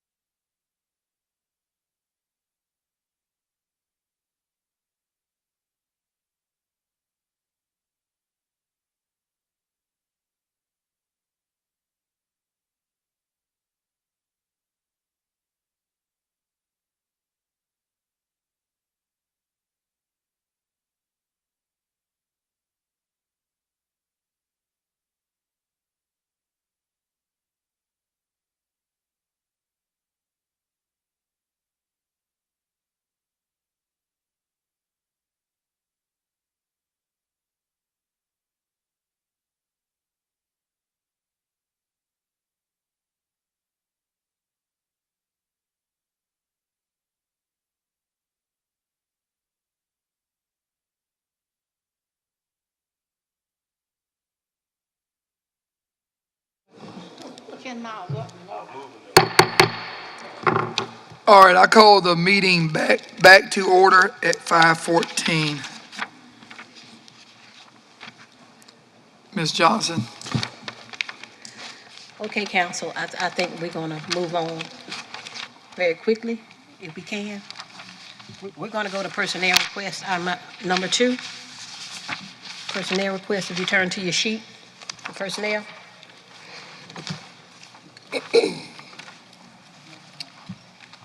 So, we already went over the reinstatement of the positions. If everybody's okay, yep, everybody find it, Beverly? I wasn't gonna go back over it again, but, we'll talk about the new positions.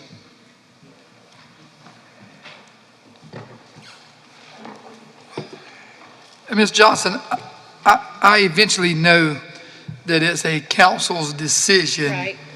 But would you and Ms. Williams, being here on a daily basis and running the county, you know, if y'all would tell us, you know, what you think the department needs, and that would probably help smooth the process a little bit. Yeah, right, yeah. Yeah, the readings, yeah, I've already made the recommendations, which is the yes column. But because they're new positions, I need some council input. Why you looking at that? Which would be the ones down at the bottom. Right. Okay, I think,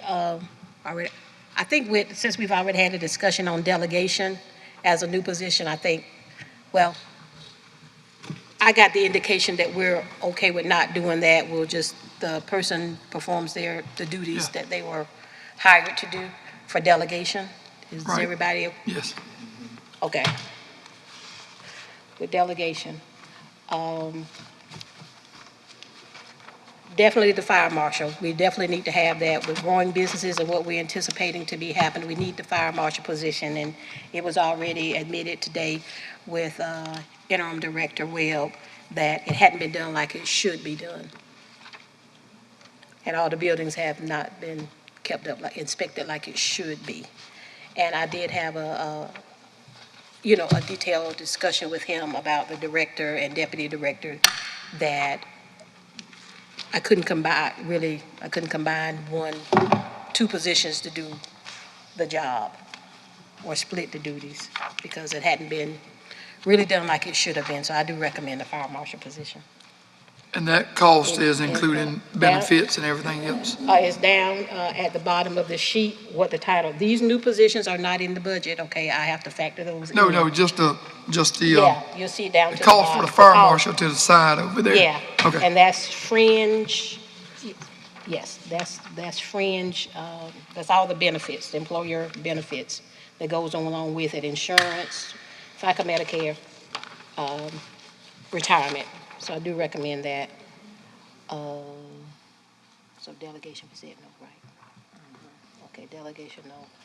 Okay, the new positions on the firefighters, I want to know council's expectation with that of 4, 3, 2. I think we do need coverage. In the county, they've been asking for additional firefighters for years, to my understanding, so. Question. Just a question, and I'm just throwing it out there. Are we putting the cart before the horse by adding 4 new firefighters if we do? That's just a question. Well, actually, I think what his presentation was, we still gonna have to get additional information. What his presentation was the existing fire stations where he was going to put them. But I think with Ms. Swearingen comments that we need to go back to see if it could be done in those other areas, because we have to talk about buildings, et cetera, to put them, because so if it's to be put in a place where we don't have the facility or adequate facilities, then no. But if it's putting them in place where they actually need them in the other areas that already have facilities, then yes. So let's table that until the next time.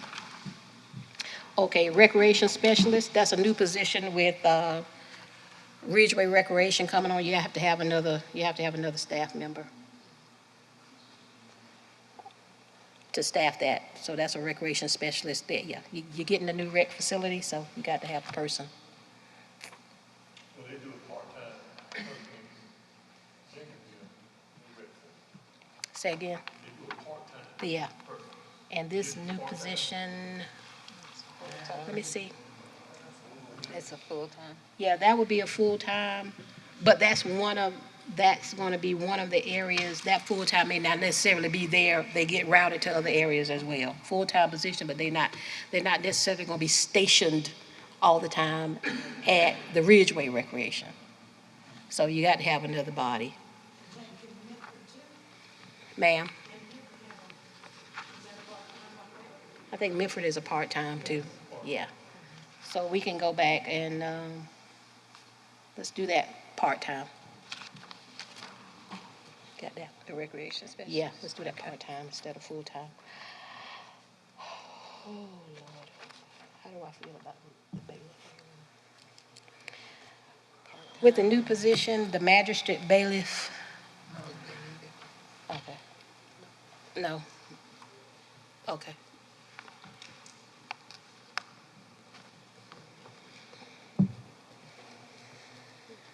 Okay. Okay. Yeah, I did, that's unfreezing, that's reinstating a position. Yeah, the reinstated items I did put in there, some things I said no to.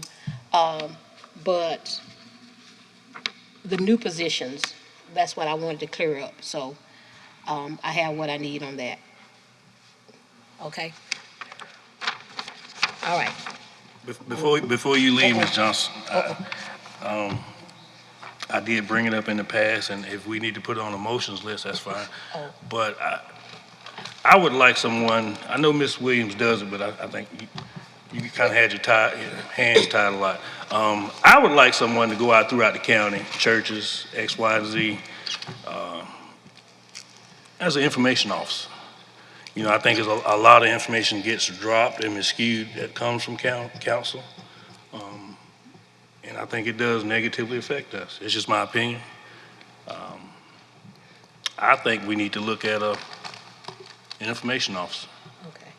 And yes, so, Ms. Williams that's one of her titles, but it's a title that didn't come with additional pay as well, and that's, she's not able to actually do that full-time.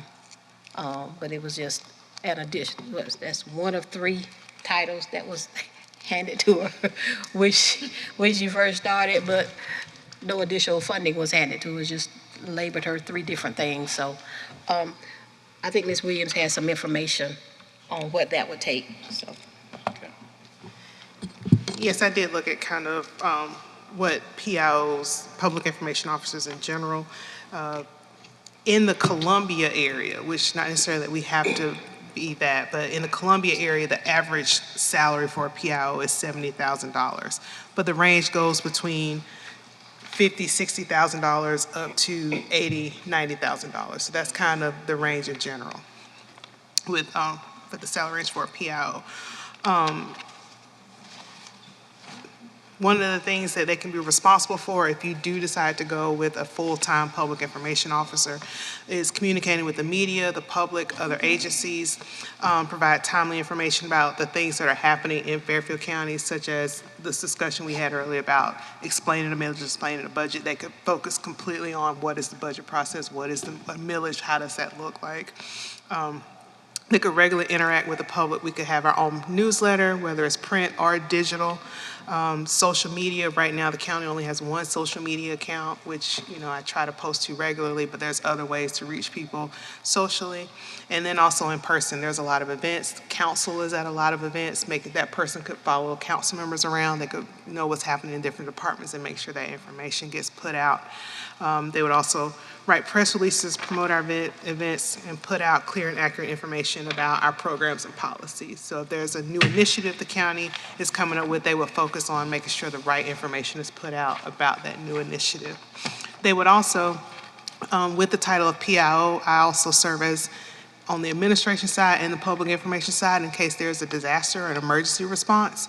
This PIO would then take over that duty. So for instance, we just had the VC Sumner exercise.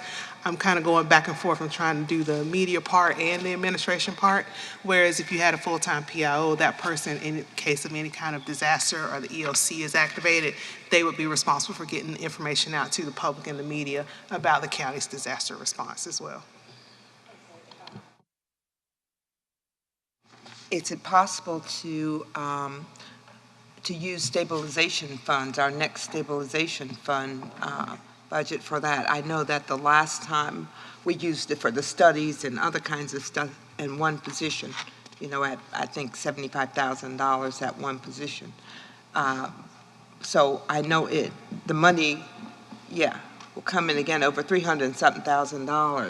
So once the studies are done, they're not ongoing studies, are they? Because once you have those done, then we should have enough money in the stabilization funds to maybe do that. You think maybe that would fit into their criteria? Yeah. Yeah, we could check and see, and one of the things too is with the position funded by rural stabilization, we're fortunate right now that they are fully funding rural stabilization, but we would have to take into consideration if 5-10 years down the road, whatever reason the state did not fully fund it, we are absorbing these new positions. So yes, rural stabilization may be able to cover it in the short term, but we would just have to be aware that in the long term, the county may then have to just fully absorb that as well. Because I think, you know, if we're looking to get back on task in terms of financial viability, the way that you hope to do, then, you know, I think we'd be able to sustain some of this. That's correct. Yep.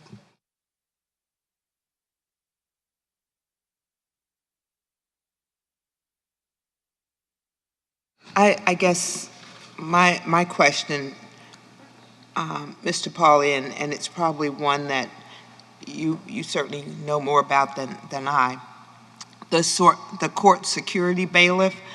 Now, basically, I think don't they interchange some sheriff's department people with that? So the answer basically is that usually the sheriff's department helps them out. Okay.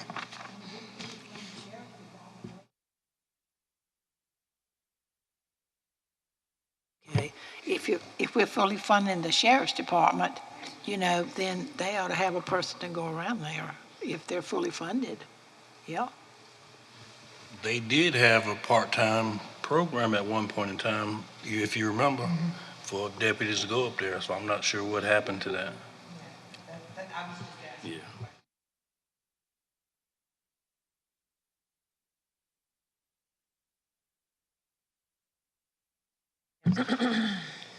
So we're good on that. Going to allocation. I think we're done with all of that now. The personnel, we're going to allocations. Number 3. Okay, go to your book. Your next one should be the allocation sheets. Thank you. Okay, and I put on your homework, it will cut by 10% with the exception of solicitor and public defender. Also, you know, I had reduced, I'm gonna go back and change it. Railroad Museum, Chamber, and Old English District were a part of that 10%, but the money comes from the state accommodation tax, not general fund, so we can keep those the same. So, is there anything on here that you guys wanted to change? Number 3 and 4 go together because you have 3 new entities that had requests. Oh, okay. Okay.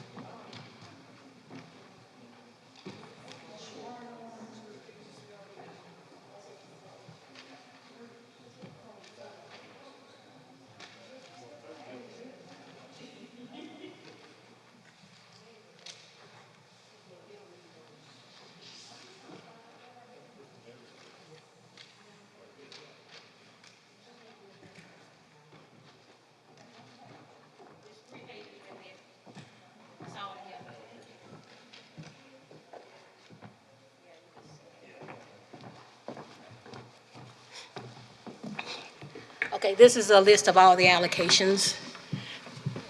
And so you can see, what I'm actually made a mistake on, so you see 2%, I'm gonna change that back to 10%. So you see the percentage change. If there's nothing there, where the percentages are, then they remain the same, which would be solicitor and public defender on those.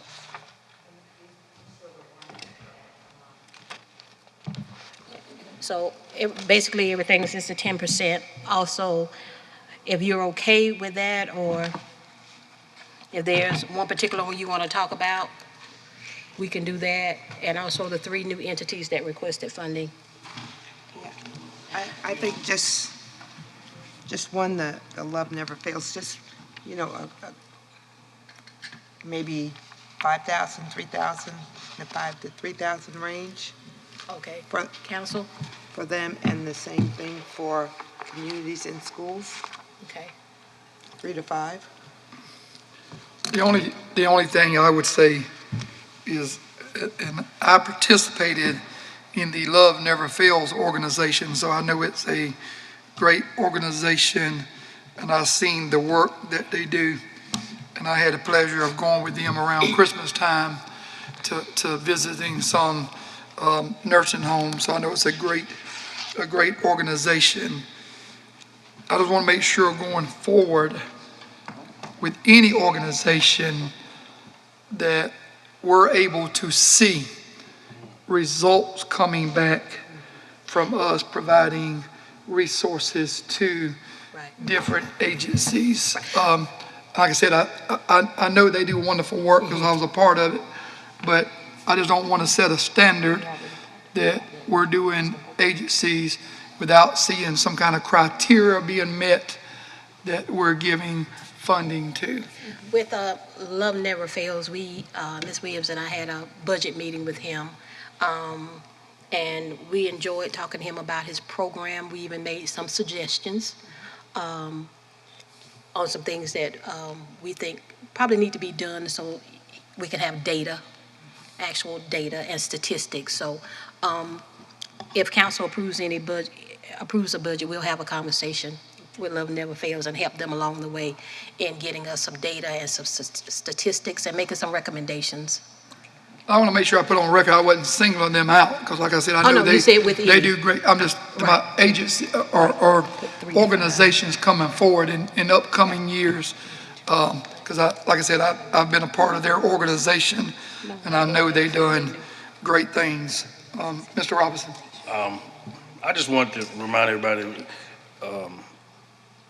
when we had transitions come in front of us, it kind of impressed me, and actually over the years, he's worked very well with the Sheriff's Department and actually people in the community in Fairfield. We're only giving them $3,600, y'all.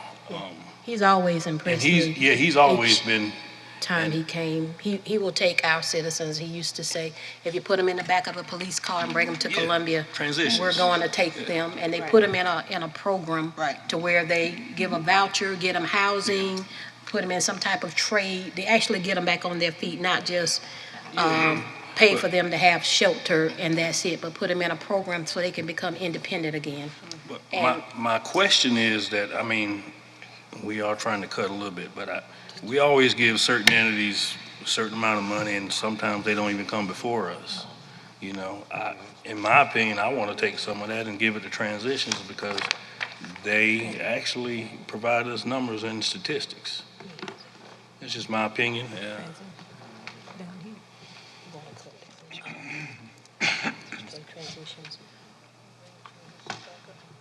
So, your recommendation, take from another agency? You have a recommendation on what you're, for cutting? What? No, we're giving 3. You asked for 5, I guess.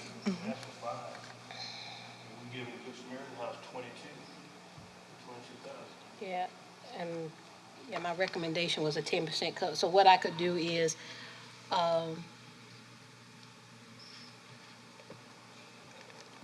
reduce Good Samaritan by 5 and give them an additional 5? Or the difference? What do you, The difference. the difference, so, Because okay, they asked so for 5, yeah. we're gonna give them 5, and then we're gonna reduce that. We're gonna give them 5, and that will be an increase of, from last year of $1,400. So we'll minus 14 off of Good Samaritan. Got it. So what do you give? Just Say again? love never fails. Okay, love never fails. I put, you said 5? Well, yeah, I put 3 to 5 on the list, but 5? Okay, so are we taking it from another entity to make it level, or just adding an additional entity? So which either way is fine. How's this money drawn down? Like, do they get it all at one time, or do they submit receipts and like? No, we have an allocation sheet. We put all the entities on, and depending on what amount they're supposed to get, if it's something like $5,000, we allocate them that amount, but if it's something larger, we pay them by quarter. So they don't get all the funding at the same time. If they're under a threshold, yeah, we can. Like I said, 5, 10,000, they may get in one time, but anything higher than that, it's an allocation over 4 quarters. And do they have to be like nonprofit? Is Yeah. Okay. Yeah. All of our entities, they're supposed to have a nonprofit status. Okay. Ms. Laura, on that solicitor, was there somewhere that they wasn't gonna be able to do something if they didn't get some more money? They couldn't? Well, you have the solicitor's office, and he was requesting, yeah, go back last year. Solicitor was actually requesting $171,000. They have a ladder that they use, I think, with their attorneys to have them at certain levels, and also he was implementing a software that the other counties had implemented, and that's why he was asking for $171,000. So I didn't cut him, I kept him at 114. They were losing attorneys because. Because we're not paying enough. Yes. Is there anything we can do to try Whatever to you help? decide. Nobody don't want to do what I say. I'm not even suggesting. They do get up funds too, though. They get up funds too. Wasn't he the one that used the comparison of all the larger counties, and there wasn't the comparison? Is that the right one? Which one?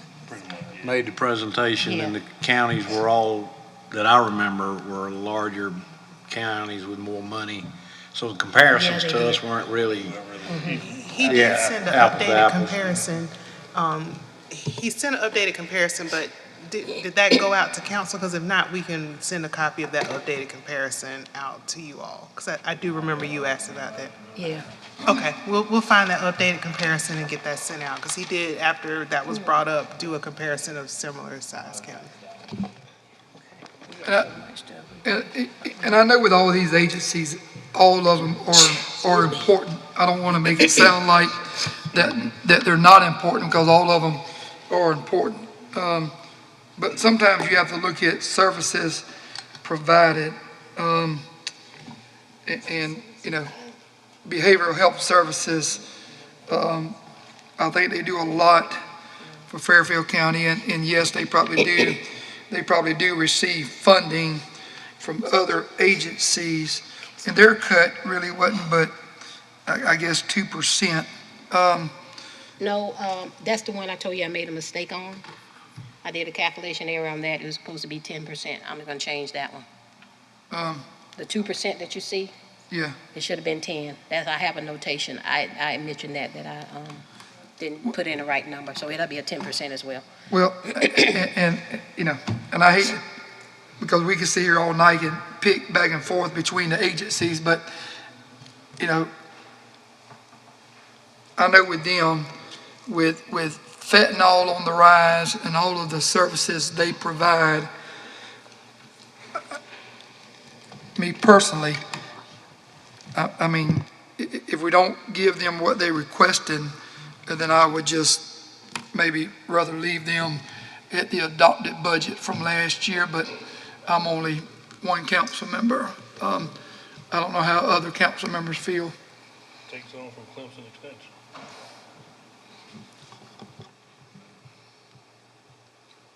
I know Jennifer told me that their goal was to get whatever it is, if you get an overdose, that you can take it to combat the overdose into every home in Fairfield County. Narcan. Yeah, whatever, so that was their goal. I know that, and so. I agree with you, Mr. Pauly, as far as behavioral health is concerned, with the rise in drug uses and mental health and things like that, alcoholism, things like that, that if we can fund them, like you say, with the last year budget or whatever, I think we should.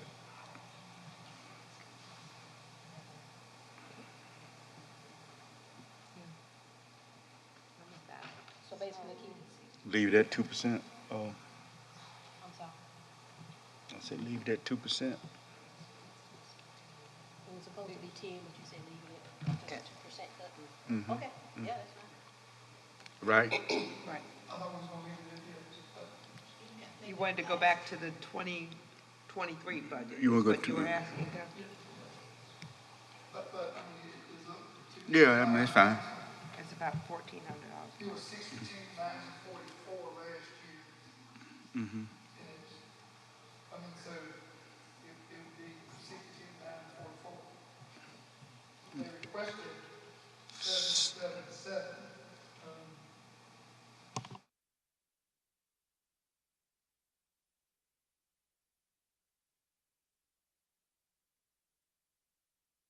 Leaving it at the budget that it was in 2022.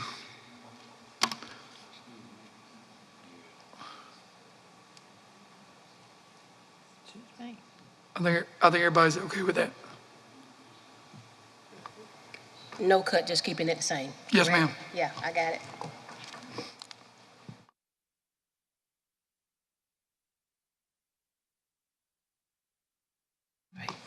All right, we went over transitions, so give them the 5.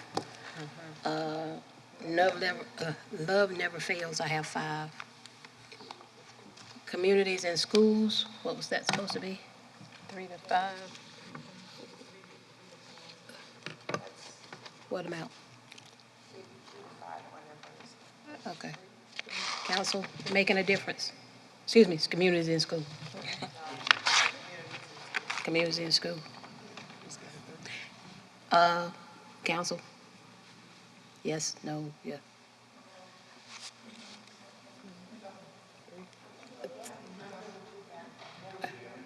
Three. Community schools, 3. Making a difference, that was the next one. Okay.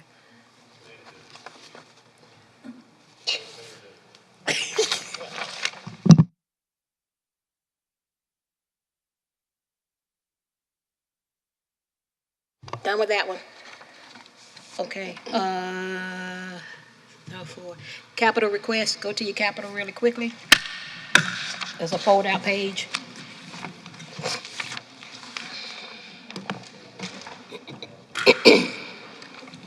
Oh, goodness. Okay. We've gone over this before. Any changes did you want made, additions to this? Because we've actually, yeah, we went over this at our last budget work session, so recommended changes. Capital request.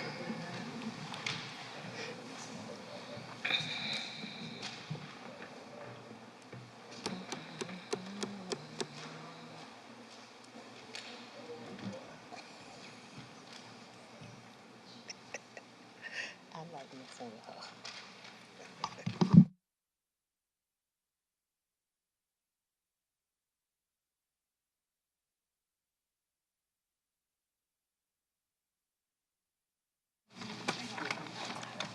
There was some question as to whether or not we were selling the farmer's market.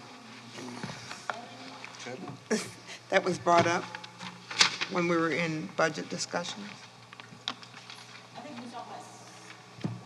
Selling the old admin building. Okay, you're It was talking, the old Yeah. admin building.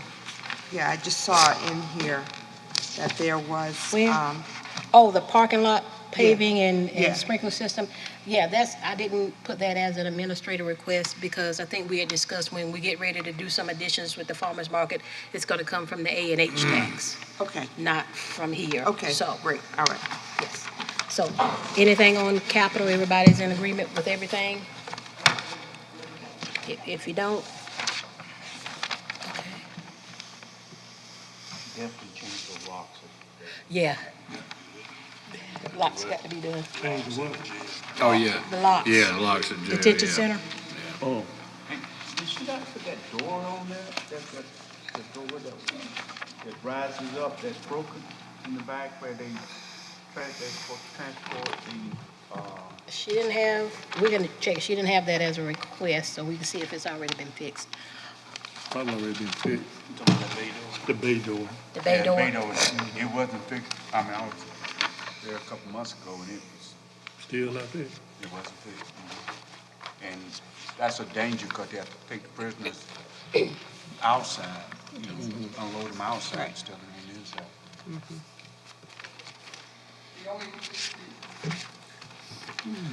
The only thing that concerns me with the fire services, and I see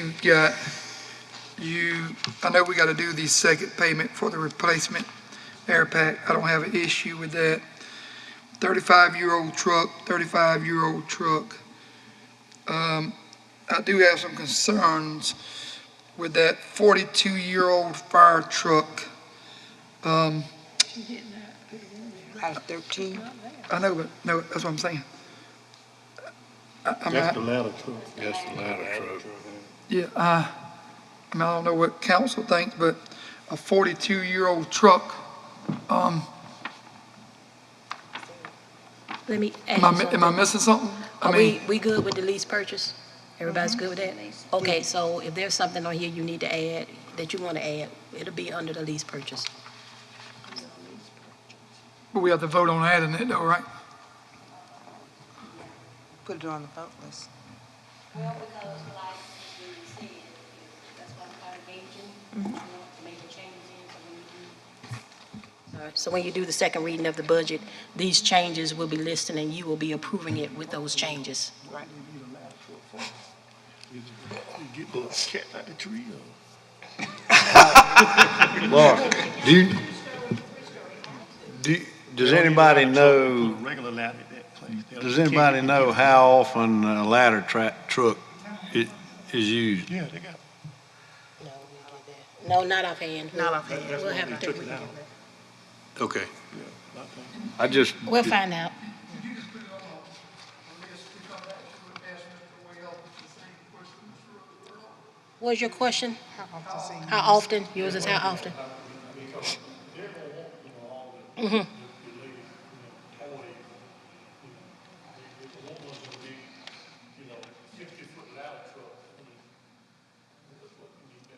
Okay. Okay. Yeah, the 250, yeah, not grant money.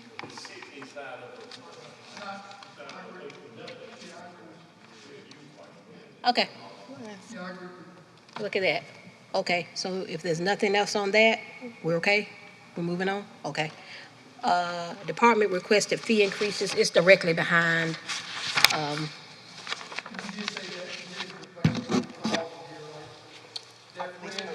yes, it has to come off. Yes, the bridge replacement will come off. So when we get the final capital numbers, yes, it's coming off the lease purchase, because it can't be paid with that, but we're still getting the bridge replaced. Okay.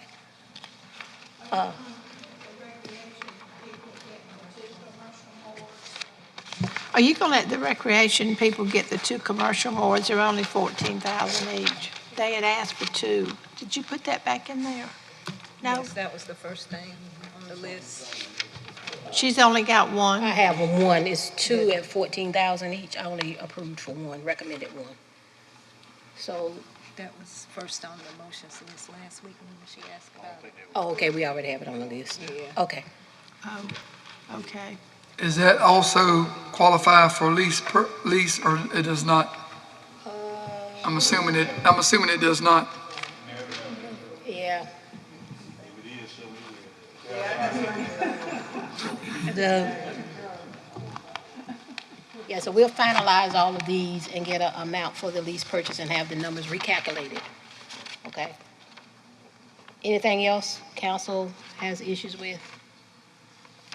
Okay, so I have the commercial mower, 2 instead of 1. The ladder, get some more information on the ladder, on usage. And we'll take off the bridge replacement.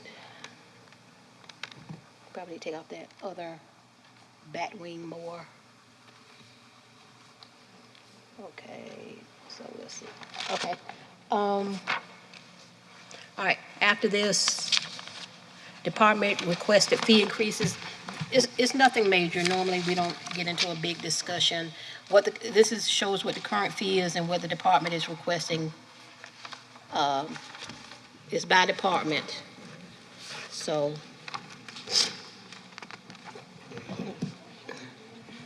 it's right behind, it's the next one. Right behind your capital.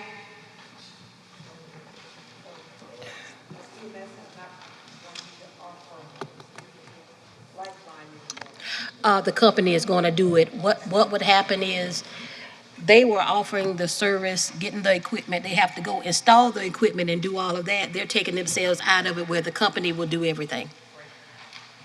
So it will still be offered, but EMS just won't be doing it. Hi, baby. Oh. That number call to do this. Which one, baby? Can be That looks good. multi-story houses, kind of varies. If we had a better truck, it would be run more. It's been numerous fires at else. Oh, yeah, tell me. Oh, thank you. Y'all have to keep me straight on that. Mr. Roseborough, I did reach out to Mr. Webb about the ladder truck. And he'll run a specific number, but they currently use it for commercial fires and alarms and also multi-story houses.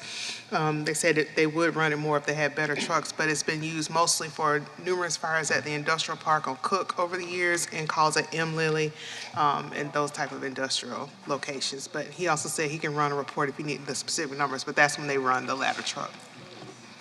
You got it.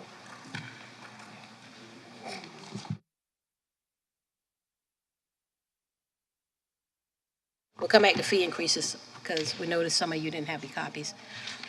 Veterans Day, we already talked about to put it on the list. And number 8, the COLA, did you agree, not agree? We gave the figure. So it would be 60 and under would be 5%, and over 60 would be 3%. So what's your recommendation? Do you agree with that, or you want one across the board? I You want agree with amount that. across the board? I agree with that. Sounds good. Okay, so got that. And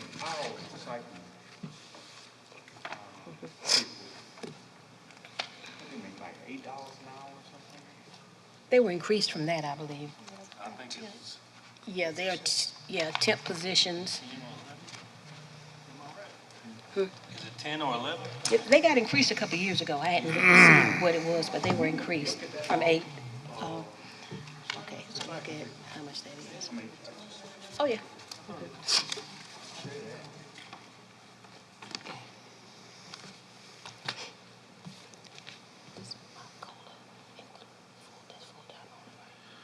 hey, Ms. Johnson, I know we talked about Veterans Day already, and Yeah, and I sure. said, I'm not a fan of any more holidays in general, but I appreciate veterans, and so if the council's in favor of that, I'm in favor of it too. That's not an issue.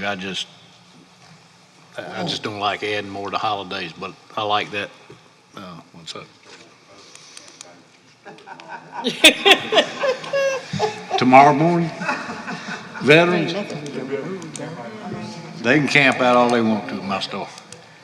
And as Ms. Johnson said, it was just a low-cost way to be more competitive with the state, knowing that our salaries are what they are, to Yeah. offer the same amount of holiday, same number of holidays Yeah. that the state and some other, that doesn't cost us a lot.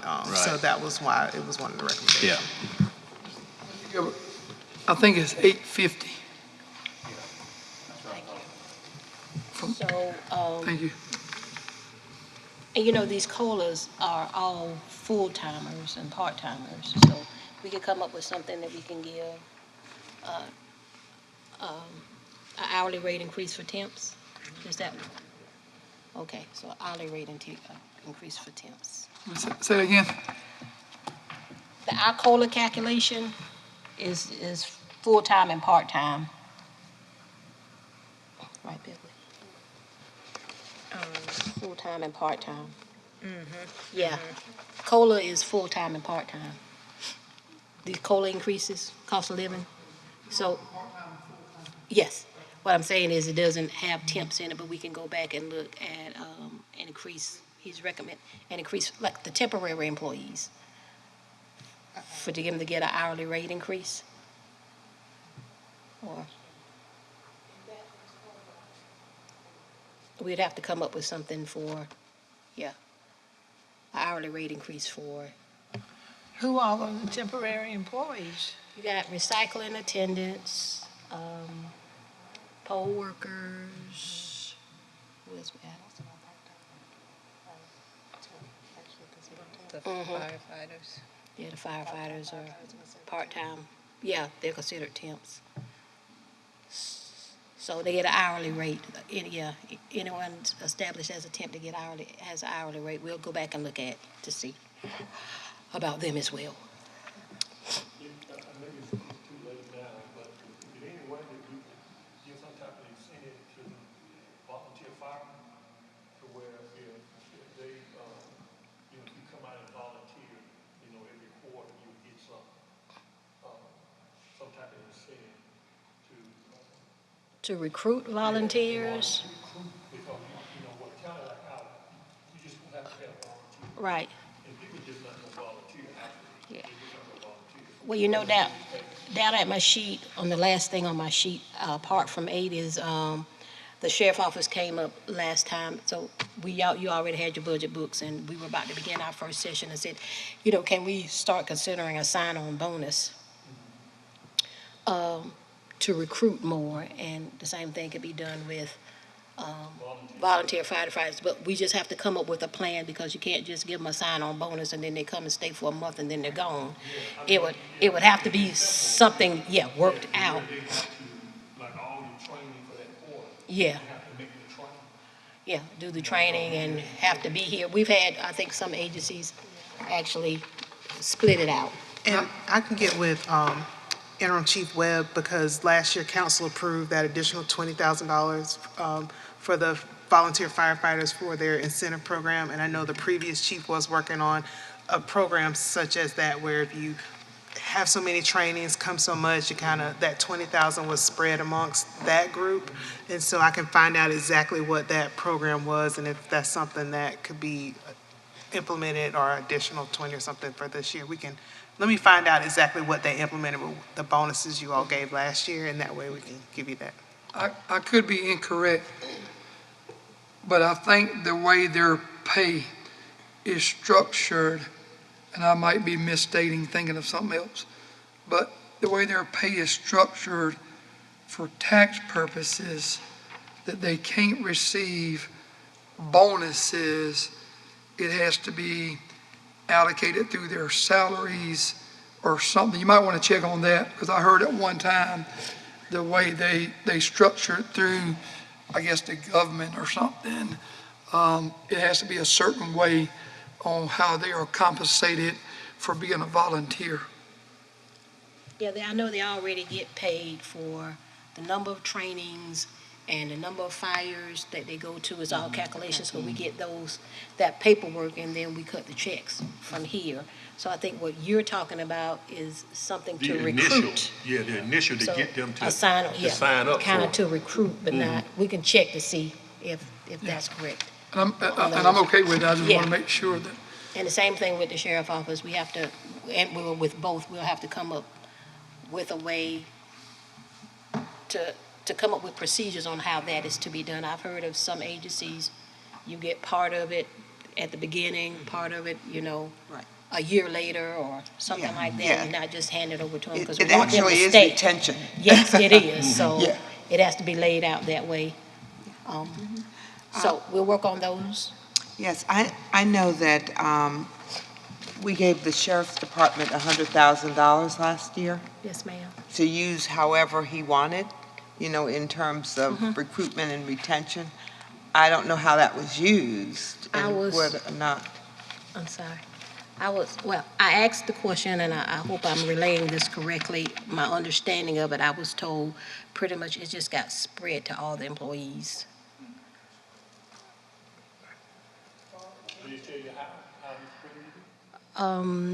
It was across the board, and I can't remember whatever percent, it was basically given all the way across the board to all employees.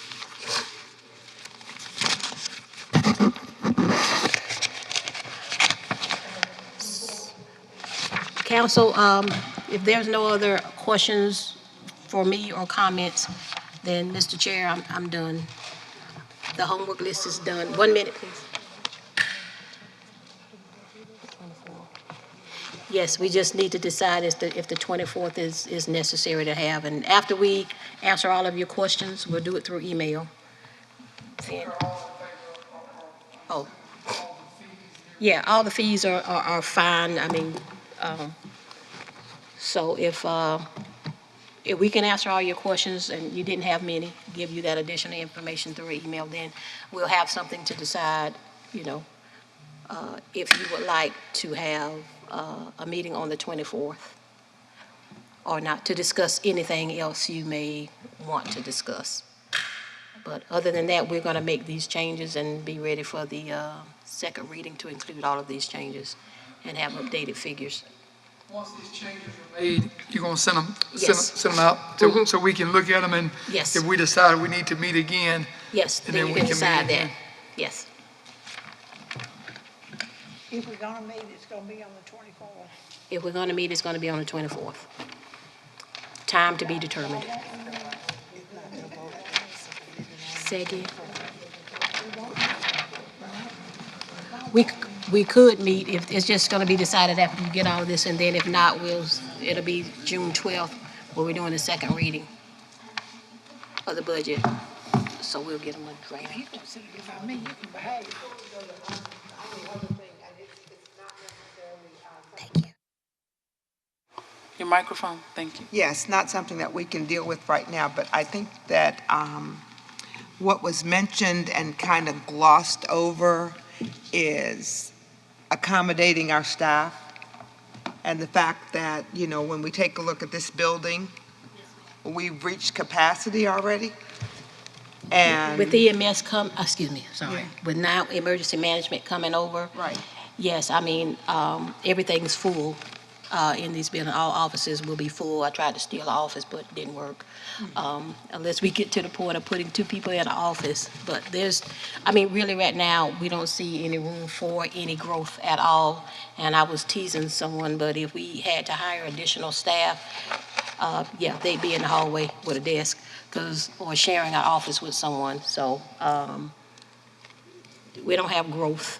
I mean, really, very nice building, but we don't have growth. And I mentioned, the teacherage, that's supposed to be a cultural center, so I can't technically make that an official office space if we need additional employees or storage, because we're actually considering like what we're going to do with storage. Some of our stuff is still left in the old building, and so now we're going to have to get all that out. And it was left in there because we don't have space in this building, any storage space in this building. So I just think that, you know, we need to be cognizant of all of that Yes, ma'am. because that is the future Yes, of ma'am. the county, depends on, you know, how we manage that. Okay, we good? Well, I'd just like to say I appreciate everyone being here today. I know we've been here for a couple of hours, but want to say thank you to everybody that's here. Thank you to the staff. Thank you to the council members. And I entertain a motion. Can I say one thing for that? Yes, sir. Thank you, Laura. Thank y'all very much for all the work y'all done. Appreciate it. Y'all work mighty hard and appreciate it. Thank you, we appreciate And it. also, Miss Laura, I see you got a name drop instead of a mic drop. What I did, I dropped my name. Can't resist. I asked Anyway, Cynthia, I said, what that was? She said, we'll Okay, get it motion later. to I didn't adjourn. know what it was. Any other council members? All right. Motion to adjourn. Second. It's been motioned and properly seconded. Any discussion? All in favor? All opposed? Let the record reflect 7-0 to adjourn. Everyone have a good evening.